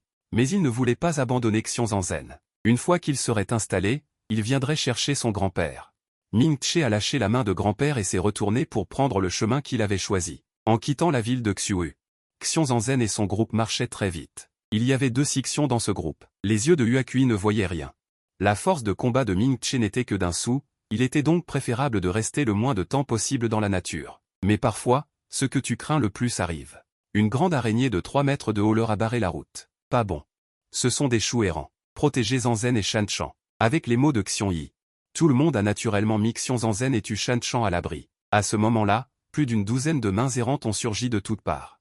L'atmosphère est soudainement devenue tendue, et tu Shanchan, tremblant, s'est agrippé au bras de Xiongsan, se cachant derrière lui. Voyant que l'autre camp était plus nombreux, Xiongyi savait qu'une fois le combat engagé, il n'y aurait aucun avantage à en tirer. Frère, la survie n'est facile pour personne. Nous allons vous donner la nourriture et les graines d'effroi que nous avons sur nous, et nous vous demandons de nous laisser passer. Cette grande araignée s'est transformée en forme humaine. Son corps était voûté comme s'il était plié, sa peau était noire et son visage était sinistre comme celui d'une démone. Vous voulez partir? Vous devrez laisser ces deux petites sections ici, et je vous laisserai partir. L'ORC araignée, massif, a émis un cri perçant à vous glacer le sang, avant même qu'il ait fini de parler. Xiongyi, ruisselant de sueur, s'est précipité vers l'ORC araignée comme un tourbillon. L'attaque de Xiongyi étant si soudaine. L'ORC araignée n'a pas eu le temps de réagir et n'a pu que supporter de plein fouet l'attaque. Soudain, du sang a jailli des narines de l'ORC araignée. Ce conflit soudain a mis le feu aux poudres et a instantanément fait exploser toute la situation. Il a vacillé et s'est de nouveau transformé en araignée. Sa gueule sanguinolente s'est encore plus ouverte, crachant un souffle brûlant, accompagné du son strident et obsédant. Comme une bête sauvage hors de contrôle, il s'est jeté directement sur Xiongyi. Xiongyi a esquivé avec agilité et s'est tenu fermement. Huakui a fermement saisi la main de Xiongzhen, craignant qu'il ne soit blessé par inadvertance. De façon inattendue, il s'est retourné et a attaqué Ming Che. La puissance de combat de Ming Che était trop faible et il n'a même pas eu le temps de riposter. Il a été renversé par un ORC errant en un instant. La scène était chaotique. Tu Shan-Chan, qui n'avait jamais vu une telle collision, était encore plus pâle de peur et pleurait comme un enfant. Xiong Zanzhen a tiré la main de Huakui. Elle a rapidement sorti un pistolet de son espace et a tiré un coup de feu. Après l'énorme détonation soudaine, l'ORC, touché à la bouche, a poussé un hurlement de douleur. À ce moment, Xiong Zanzhen, le front plissé, s'est concentré et a visé l'ORC errant. Elle a tiré un autre coup de feu. L'ORC, entendant le bruit, s'est immédiatement transformé en une énorme et gigantesque crevette. Il a levé ses énormes pinces de fer et a saisi avec précision la balle qui arrivait. Immédiatement, il a tourné son attention vers Xiong Zanzhen. Il a sauté directement sur elle. Juste au moment où Xiong Zanzhen pensait qu'elle était finie, soudain, Huakui l'a attrapé et l'a tiré vers lui. L'ORC qui se jetait sur eux a semblé heurter une barrière invisible et a été projeté en l'air avant de s'écraser au sol avec fracas. Immédiatement après, un rayon de lumière dorée s'est abattu sur lui, et l'homme agressé est resté immobile, allongé là. Xiong Zanzhen regarda incrédule Huakui à côté d'elle, ne voyant que l'air faible et impassible de Huakui. Ah, c'est donc le pouvoir du Shuxiong. N'est-ce pas de la magie? Difficile d'imaginer à quel point il serait puissant si Hua n'était pas aveugle. Il attaquerait les bêtes errantes comme il l'a fait tout à l'heure. Dépêche-toi, dit légèrement Huakui. Xiong Zanzhen fut interloqué un instant. Puis elle réalisa que Huakui lui demandait vraiment de lever son arme et d'attaquer les autres bêtes errantes. Bien que Huakui ne sache pas ce que Xiong Zanzhen avait fait exactement, il a entendu un bruit énorme à côté de lui, suivi des gémissements des bêtes errantes. Il devina probablement que Xiong Zanzhen avait trouvé un moyen d'attaquer cet homme bête errant. Il entendit les gémissements lourds et violents de Xiong Zanzhen sur la bête errante. Il a jugé avec précision la position exacte de l'ennemi, puis il a pu se débarrasser de ces bêtes errantes. C'est ainsi que Xiong Zanzhen a tiré. Huakui a frappé et toutes les bêtes errantes ont été éliminées ensemble par Huakui. Xiong Zanzhen était très bien protégée par Huakui. Elle n'a pas été blessée, mais son frère a été blessé. Xiong Zanzhen a sorti du Yunnan Bayao de son espace et l'a donné à Xiongmi. Heureusement, ce ne sont que des égratignures superficielles, mais Ming Che a été le plus gravement blessé. À ce moment, il s'était transformé en un lapin bestial. Xiong Zanzhen le souleva et l'examina attentivement, constatant qu'il n'était blessé qu'à l'arrière de la tête. Puis elle a cessé de s'occuper de lui. Xiongmi ramassa le pistolet par terre et le regarda avec curiosité. Zanzhen, qu'est-ce que c'est? C'est un pistolet. Si tu l'aimes, je te le donnerai. Mais ça ne sert à rien. Je n'ai pas pu les toucher tout à l'heure, dit-elle avec désinvolture. Même si on les blesse, qu'est-ce que ça changerait? Ça ne ferait que les mettre en colère. S'il n'y avait pas eu Huakui à ses côtés pour l'aider, j'aurais probablement été mise en pièces par ce groupe de bêtes errantes. En pensant à la scène dangereuse de tout à l'heure, Xiong Zanzhen ne put s'empêcher d'avoir des craintes persistantes. Ces bêtes errantes sont vraiment trop terrifiantes, tout comme les bêtes en civil parmi les pasteurs. Après ce qui vient de se passer, tout le monde a des craintes persistantes et n'ose plus rester à l'extérieur. Tout le monde a pris dans ses bras le lapin inconscient, Ming Che, et s'est précipité jour et nuit. Dès qu'ils sont revenus à la porte de la maison, Ming Che s'est réveillé. À ce moment, il a vu que la maison était déjà construite. Xiong Zanzhen a hâte d'entrer dans la maison et l'a visiter une fois. Elle a conçu la maison très simplement. En entrant, il y a un grand salon, une cuisine spacieuse et 5 chambres.